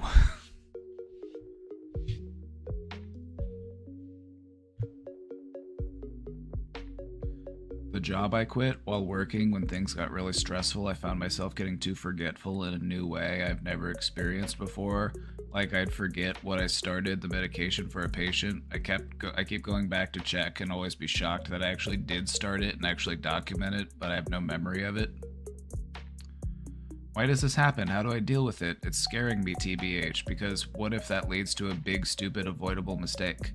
That's why documentation is so important, especially in a medical field, because you can't expect yourself to remember every single thing. That's why you have to take good notes.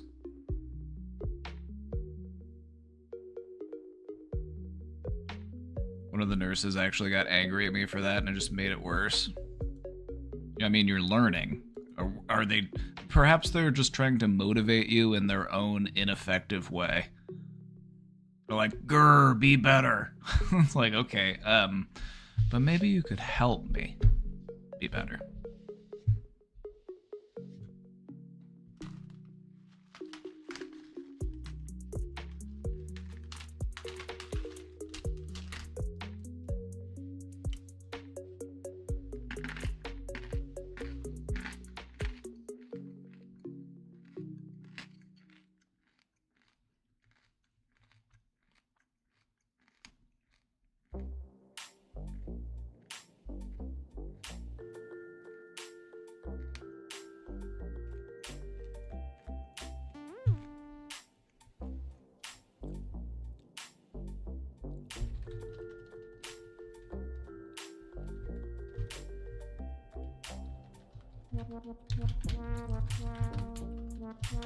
I'm asking ChatGPT your question. I'm gonna see what they want. I want to see what they say about this.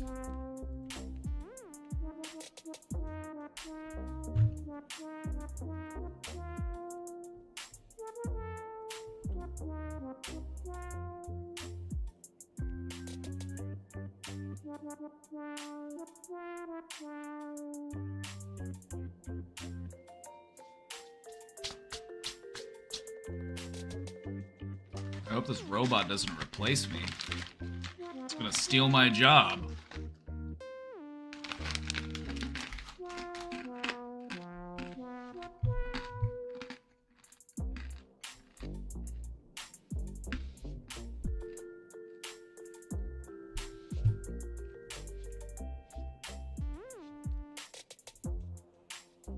It kind of got me doubting myself and my capabilities. That's to be expected. Even Olympic-level athletes doubt themselves and their abilities. Even the top performers, the top of the top performers, will doubt their abilities.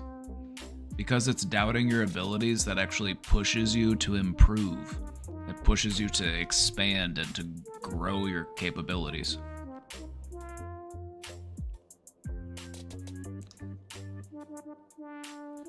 Just like how overconfidence actually causes you to stagnate.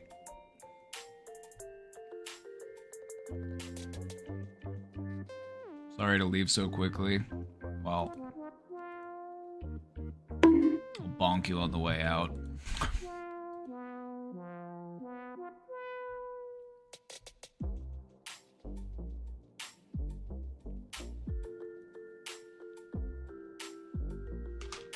Bye-bye. I'm sorry too. Now you just want to get bonked.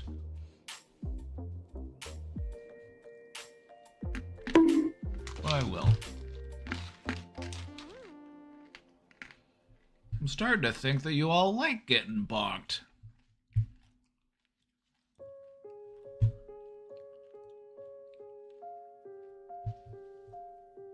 Starting to think you all like it.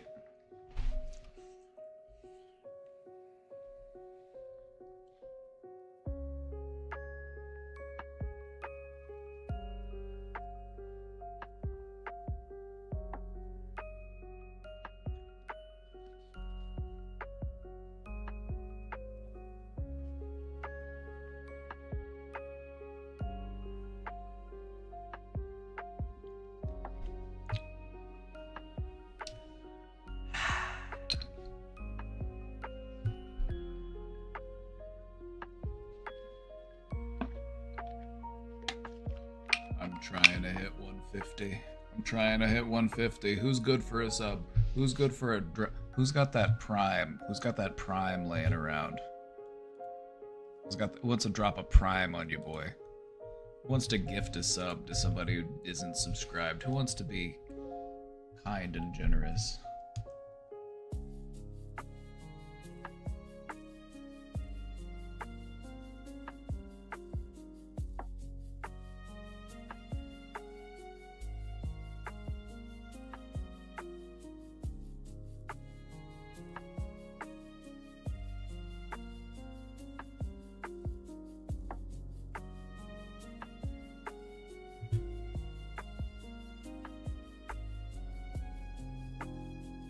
I might have to wait until Tuesday. I might have to wait until Tuesday. Nobody was expecting the surprise Sunday stream, so nobody's here, because I didn't tell them I was going to be doing it. I thought, you know what, I'll surprise them. And then look what happens.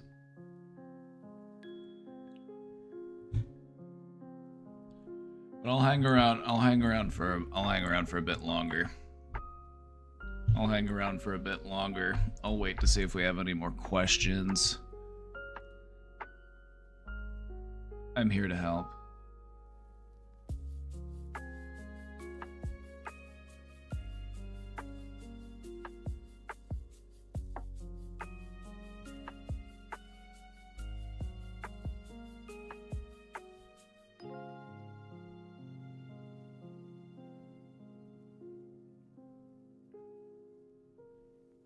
Take a quick nap.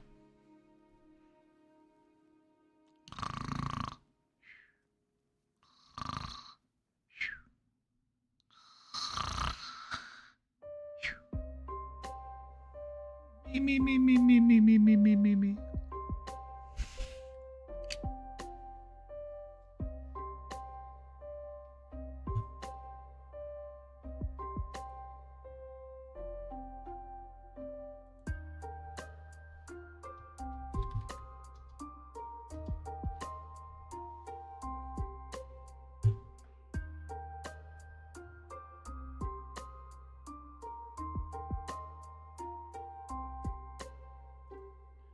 I live in the attached studio. It's okay to dream of when my dad dies and I can take back the house proper. No. I mean, here's the thing. It's probably gonna be a complicated feeling because in one hand, it's like I have more space, but I don't have my dad anymore.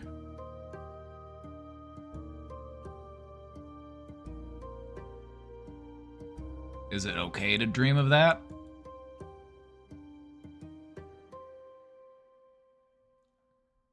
I'm not going to tell you if it is or it isn't. That's more of a personal judgment call.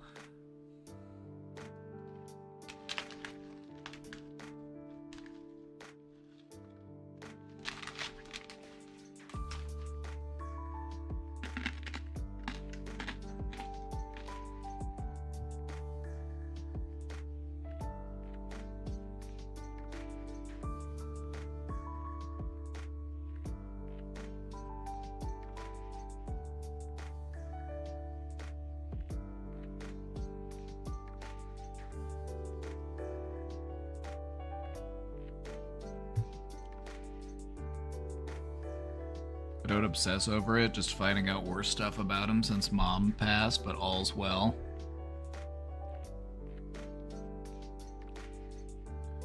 You know, and this is one of the things that people really start to experience in the latter stages of their life as they learn more and more about the people that their parents were. It's like, yeah, we've all made mistakes. We've all done things that we wish we hadn't done. There are times where we were out of line, times where we were out of pocket, times where we were unnecessarily hurtful or cruel.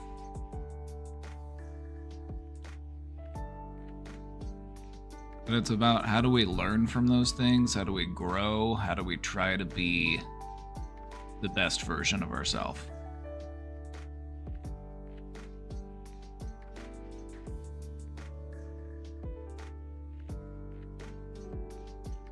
Every human life is going to have its ups and downs. Every human life has its flaws and imperfections.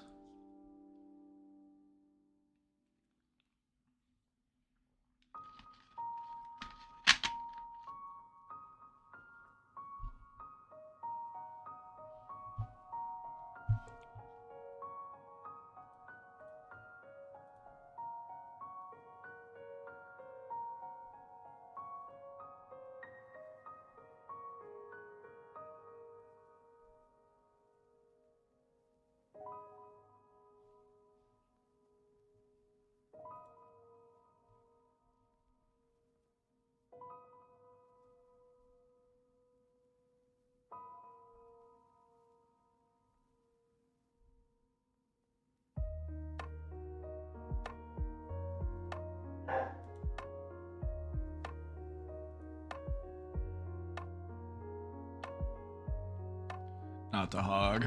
Hey, hog away. Hog away, no worries. It's my only nuclear fam, but we're stiff enough I don't spend much time in the big house.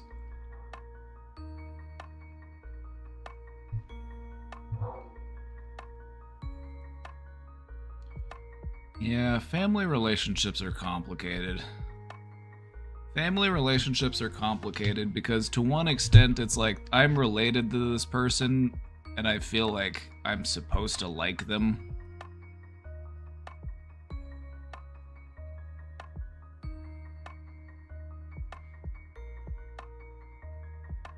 But then it's also like, why should I like them just because I'm related to them? Like, maybe they do things that I don't approve of. Maybe they've been abusive, or they've mistreated me, or they've been manipulative, or they've been neglectful. It's like, should I still give them a place at my table? Just because we share a blood bond? Just because we share a certain percentage of DNA? I don't know. The way I like to look at it is family is a feeling. Family is a feeling, and you might not always get it from the people that you're related to. But you know what it feels like. It's that feeling of being able to be your honest, genuine self. You can let some walls down. You don't fear being judged or criticized unfairly. You feel understood and appreciated. You feel loved. That's what family feels like.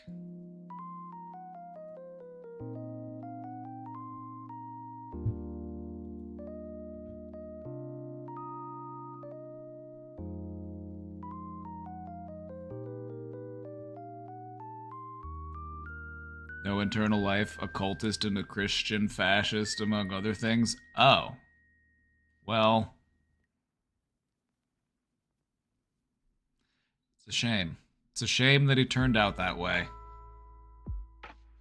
You know, like a lot of people, when they grow old, they either grow old with dignity or they grow old and they find themselves fearful and resentful.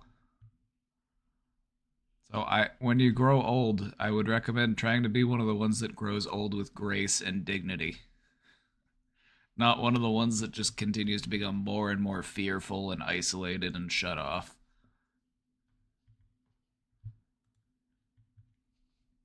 It's a well-studied theory. Yeah, it's one that I learned about in gerontology class. I took some gerontology classes in school, and we learned about aging, and we learned about the different types of like life events and life stages that a person goes through in the latter parts of their life. And one of the things that people deal with is, do I look back on my life and I'm proud of what I've done? Am I happy with how things have turned out? Or am I resentful? Do I feel like I've missed out? Do I feel like, that I spend too much time ruminating over the past? And that can really affect a person in their later years.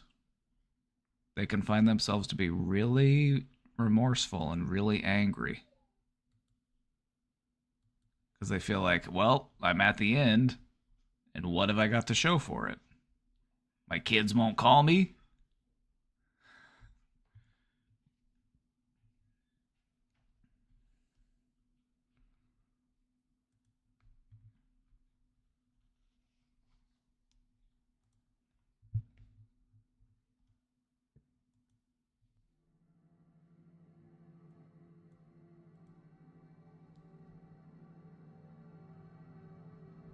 I fear to be the miserable type.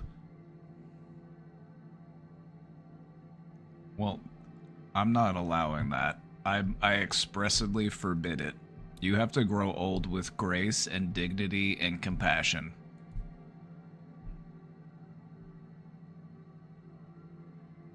You gotta do it. Too bad. You want to grow old and be bitter and resentful? Too bad. I forbade it.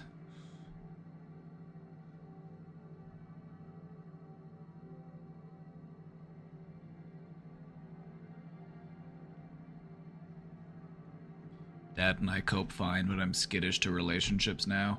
Why do you think that might be?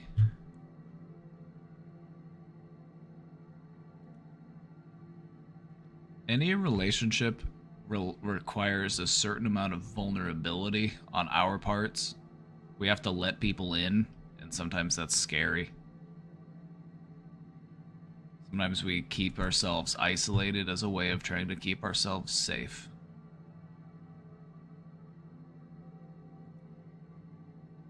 We got a question in the box. Let's take a look. Why do I cry so easily? Is it fair to downplay my emotions and be told just because I cry a lot that my tears mean nothing? Is it easier for people who cry more?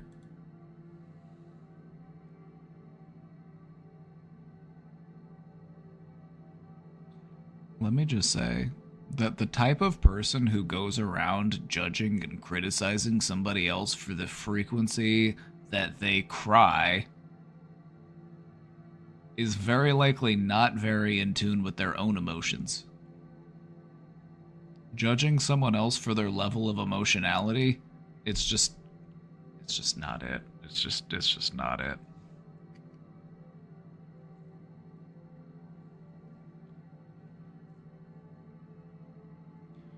Well, why do I cry so easily? Because you are open to it. Not everybody is open to it. Some people are fearful of experiencing that level of emotion. A lot of people put up walls and they don't allow themselves to really feel what it is that they're feeling. They become so emotionally numb that they couldn't cry if they tried. And then you know what ends up happening?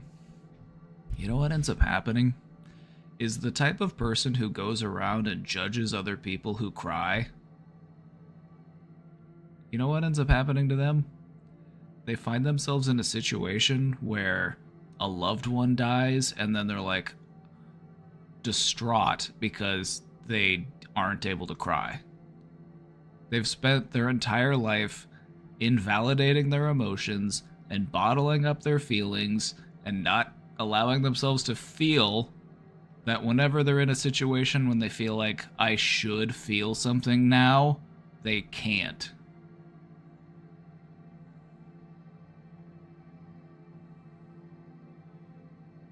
So don't mind what other people have to say. Crying is good for you. It gives you a release. It allows you to experience your emotions on a really deep level. Crying is... The reason why we cry is because we allow an emotion to wash over us. We allow ourselves to just really experience it to its full capacity. So think about why and when people cry. They don't just cry for sadness. We also weep for joy. We also weep for joy.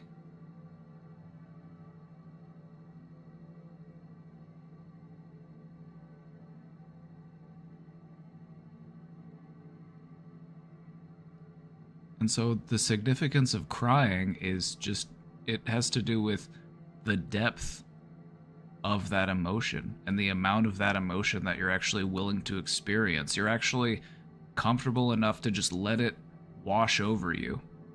And a lot of people are afraid of that. A lot of people are afraid of allowing their emotions to wash over them.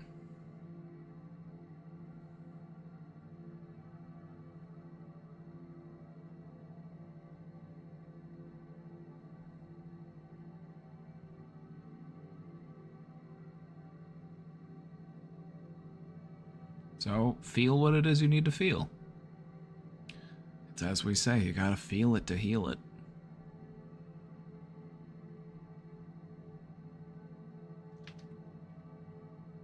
I was never gonna pass for a normal school kid, oversensitive bookworm, music theater queen. Slay. There's nothing wrong with that. And there's nothing about that that should prevent you or invalidate you from having healthy, friendly relationships with people.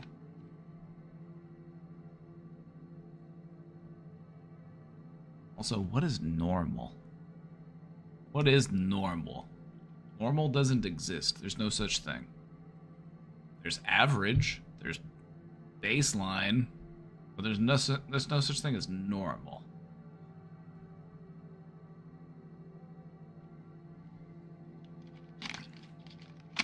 All I know is that if normal does exist, I don't want to be it.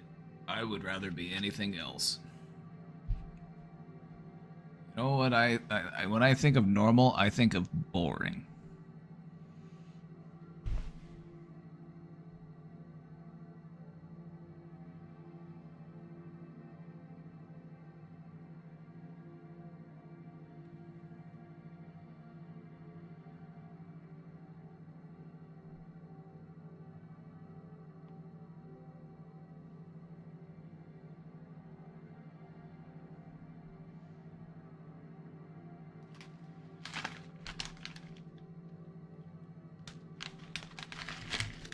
why do you cry so easily? Because you aren't afraid to feel your emotions, and that's fucking badass.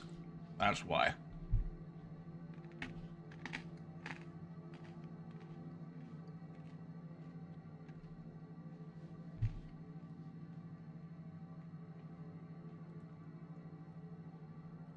I think we're gonna go for 3 hours today.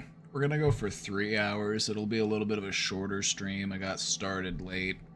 But I do want to start doing weekend streams, so this is your reminder. This is me letting you know that you can expect to see me here on the weekends. Unless I have something else coming up, which I will let you know. But, you know, I figured maybe you weren't sick of me yet, so I'll show up again. I'll just keep coming back.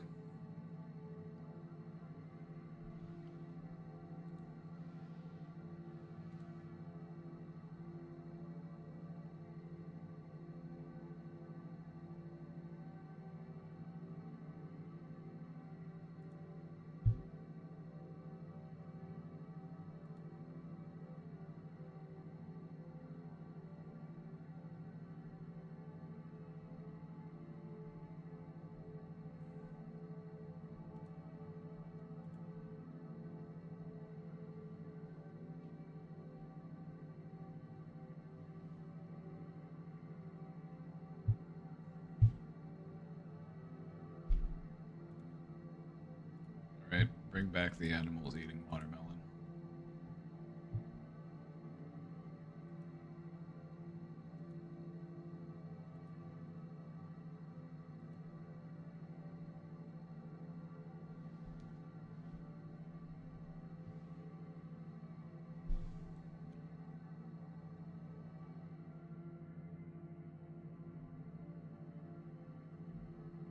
Couldn't take to romance or casual sex.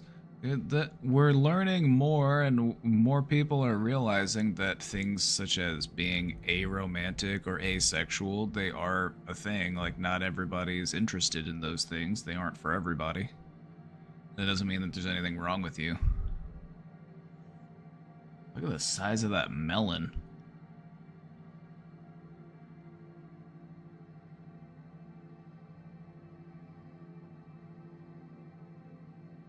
Gonna try to punch it? Oh, ow. Ooh, ow.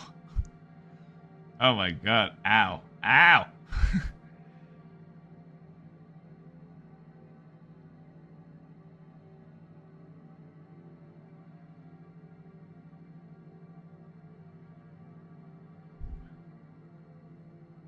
Yeah, no cheap viewers, only expensive viewers here.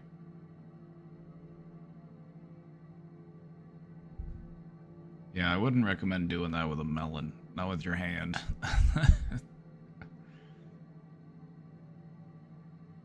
Yeah, it made my hand hurt. I'm like, ow.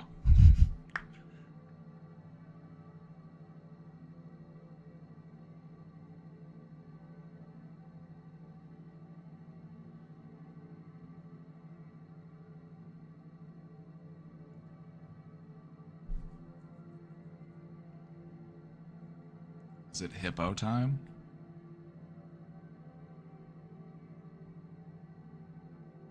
Oh, he's coming.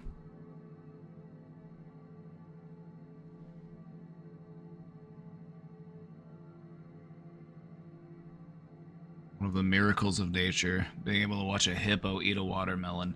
Of all the times in history that you could be alive, you live in the time where you can watch a hippo eat a watermelon whenever you want to. Not everybody can say that. Most humans did not live in that time period.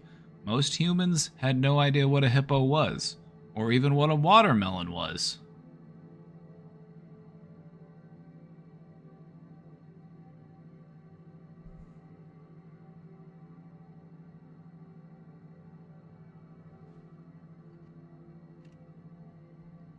More worried about affording dental implants than a physical companion, TBH?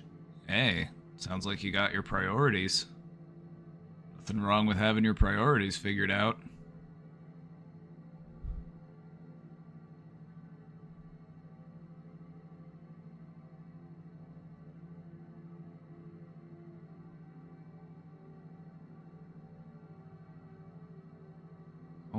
God.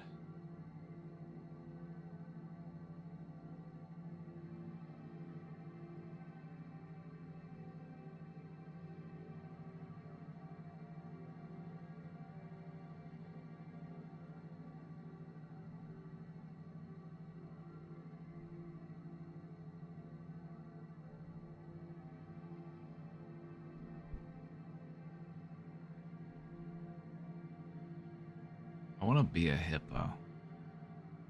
I want to be a hippo. In my next life, I want to be a hippo.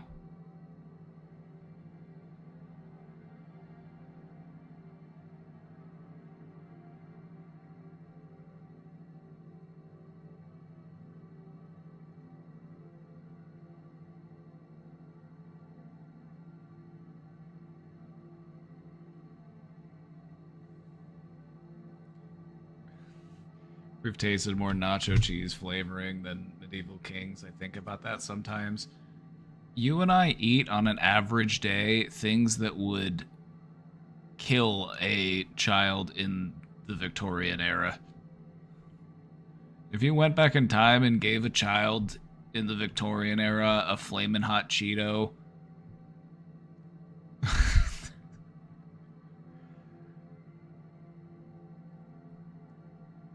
they wouldn't be able to handle it. If you went back in time and gave a medieval king a Crunchwrap Supreme,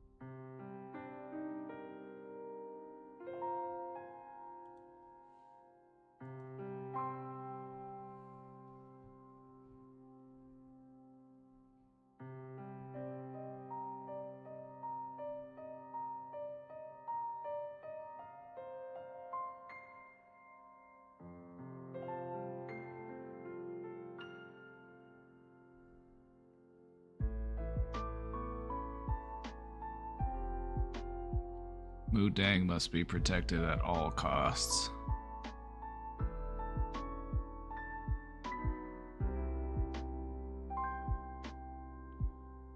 I worry she gets overstimulated. You wanna watch the Mu Dang live cam? You can see what Mu Dang's up to right now.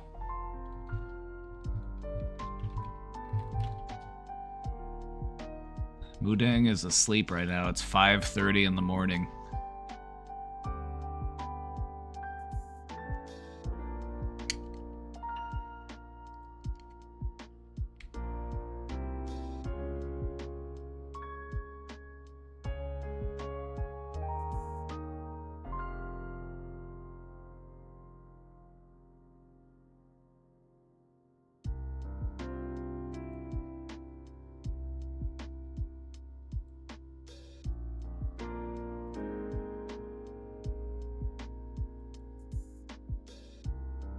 Just such a sleepy little baby.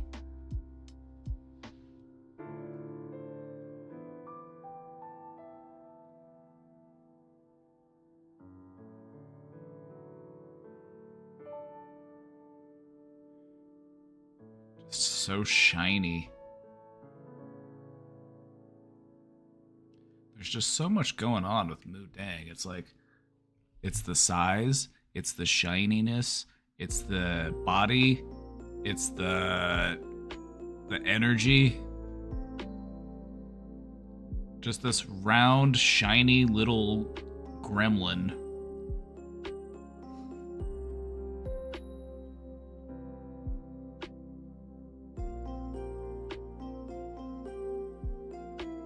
The expression, oh, absolutely. Just the expressiveness.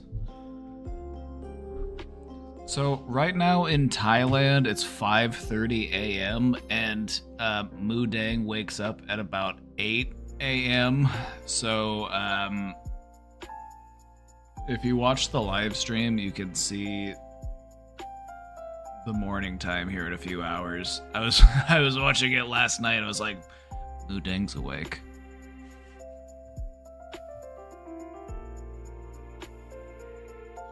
I just love that little rage potato. And she is zonked out. Alright.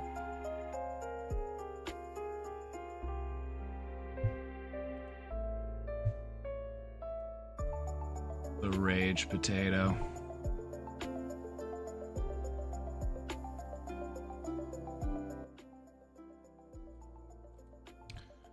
Got a question. Let's take a look.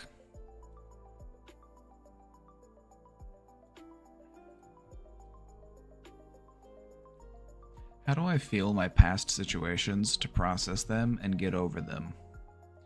I feel this weird stress and sadness and uncomfortable nearly all the time, and I know it's because I never processed my past trauma productively. I normally just ruminated on it for months and cry and whatnot, and then I won't feel better, so I'll just bottle it up again. And then forget what happened, but if anything, that makes me feel worse. Because part of me knows I'm doing so bad mentally because of past experiences, but I can't even remember why. And it's like my mind is too lazy to remember just because each time I try to feel my emotions and experiences, my mind just shuts off and I go back to feeling this uncomfortable sadness / anxiousness. Sorry this is long and messy. I appreciate what you do.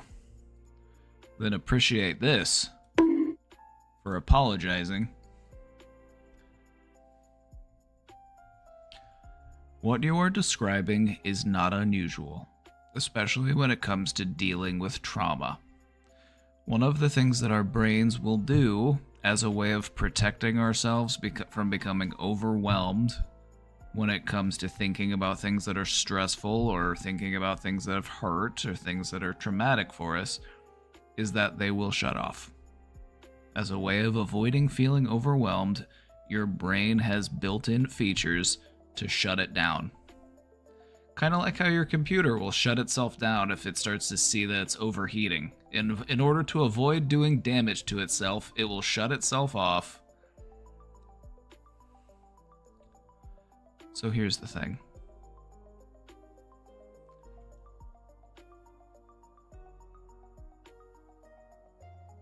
When it comes to processing these things, some of it isn't things that you need to go back and understand necessarily. But this is one of the things that our brains likes to do. It likes to look back at our traumas, it likes to look back at our past experiences, and it's like, okay, what can I learn from this? What more do I need to understand about this? And sometimes there isn't anything to learn. Sometimes there isn't anything else to glean from the things that have happened to us. Sometimes all we need to do is recognize that we are okay with letting it go. Because I am alive today, and I am directing my life as it goes forward from this point in time. And there are things that are holding me back. There are things that are keeping me tied to the past that are no longer serving me, and I'm okay with letting those things go. There are things that are important to look back on and to reflect on and to review so that we can learn. But not all of the things that have happened to us are that way. There are some things that just don't have satisfying answers. Like looking back on ways that we were abused or mistreated, trauma, things that have happened to us, there might not be a satisfying answer. Sometimes the answer is, my parents did something fucked up because my parents were fucked up. Or something bad happened to me, and it made me feel some type of way. But what do I want to do about it going forward? I cannot change what has happened to me. In fact, I might not even remember everything that's happened to me. But I know who I am in this moment. So, where do I want to go from here? We don't need to be hard on ourselves. We don't need to beat ourselves up saying that I'm too lazy or whatever it is, because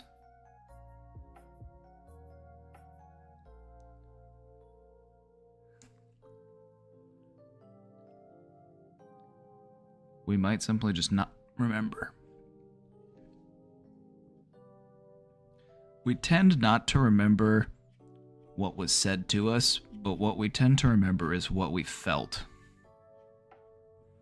or the ways that we have been made to feel.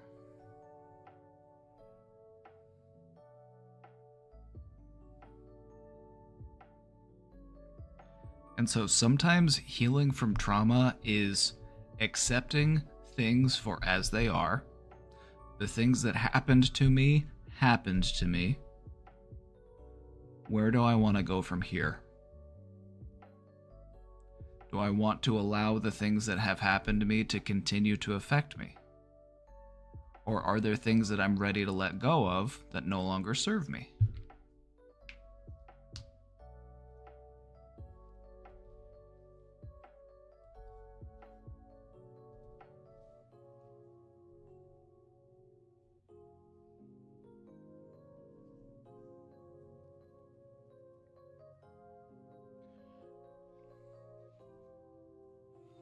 A lot of people get caught up in rumination. And rumination is when we look back at the past and we find ourselves continuously revisiting it or having these thought loops and we just keep thinking about these things. And it's unhelpful. And it limits our growth. So sometimes you don't need to review it and try to understand it. Sometimes it's okay to just let it go. Everything you don't need, you can let go of. Do you need those old feelings? Do you need that old pain? Or do you just feel like you do? Because that's one of the things that trauma and painful memories will make us feel. It'll make us feel like we need to remember this. We cannot afford to forget this. And so we keep it. We hang on to it because we feel like we're going to need it somewhere down the road.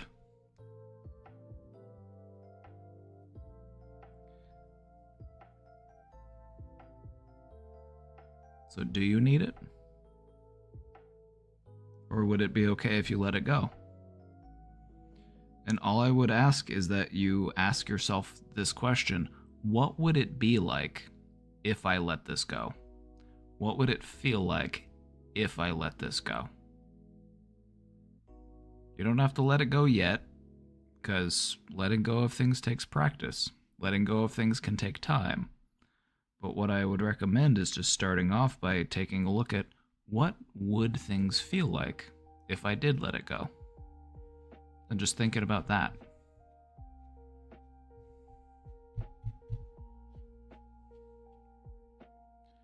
Memory is stored in the body too. This is true. This is true. The body keeps the score.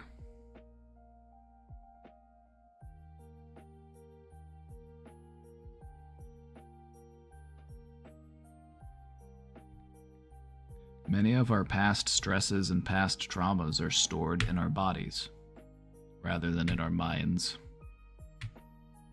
So when it comes to healing from these things, consider it an activity of your entire body, not just an activity of your mind. Whether it be, an uneasy stomach or a tight muscle or some sort of ache or pain, that could be your body holding on to some pain from the past. And so sometimes it's helpful to approach it from that angle. What can I do to make my body feel better? I can feel a little bit better in my mind.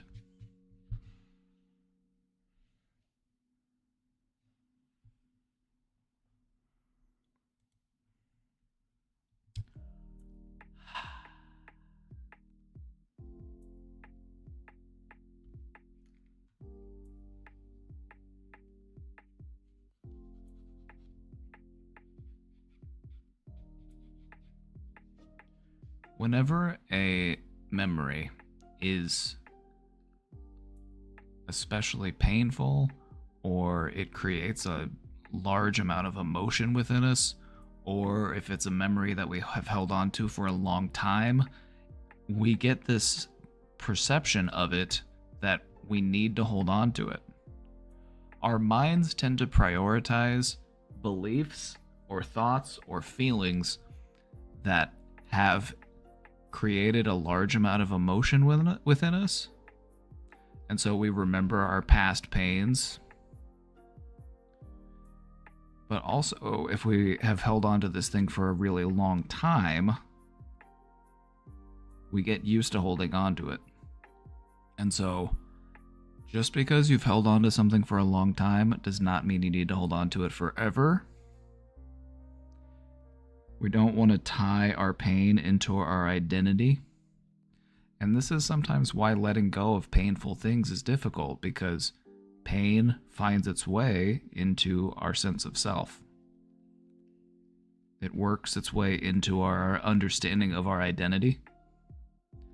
And sometimes letting go of pain feels like letting go of a part of yourself.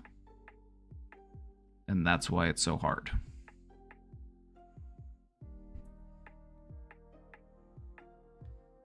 But if you are able to free that up, if you are able to let that go, you've made room. You've made room for other things. Joy, companionship, closeness, love, the good stuff. So let go of some of that pain so that you can free up some space for some of the better emotions.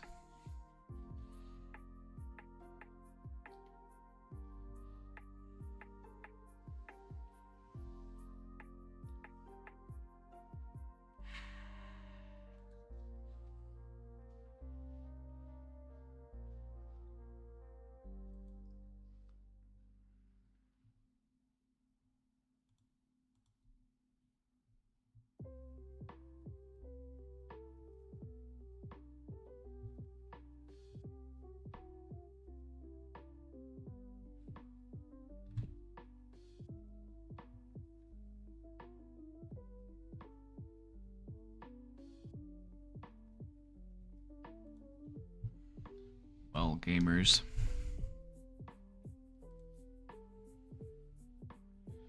I think I'm gonna wrap it up for today. I think we're gonna wrap it up for this Sunday, the Sunday special. We will be back on Tuesday, so don't miss it. Have a great rest of your day. Thank you for being here. Thank you for hanging out.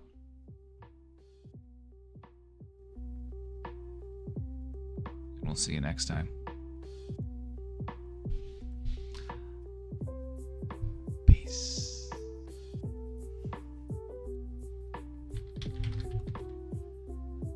Bye, everybody. Bye-bye.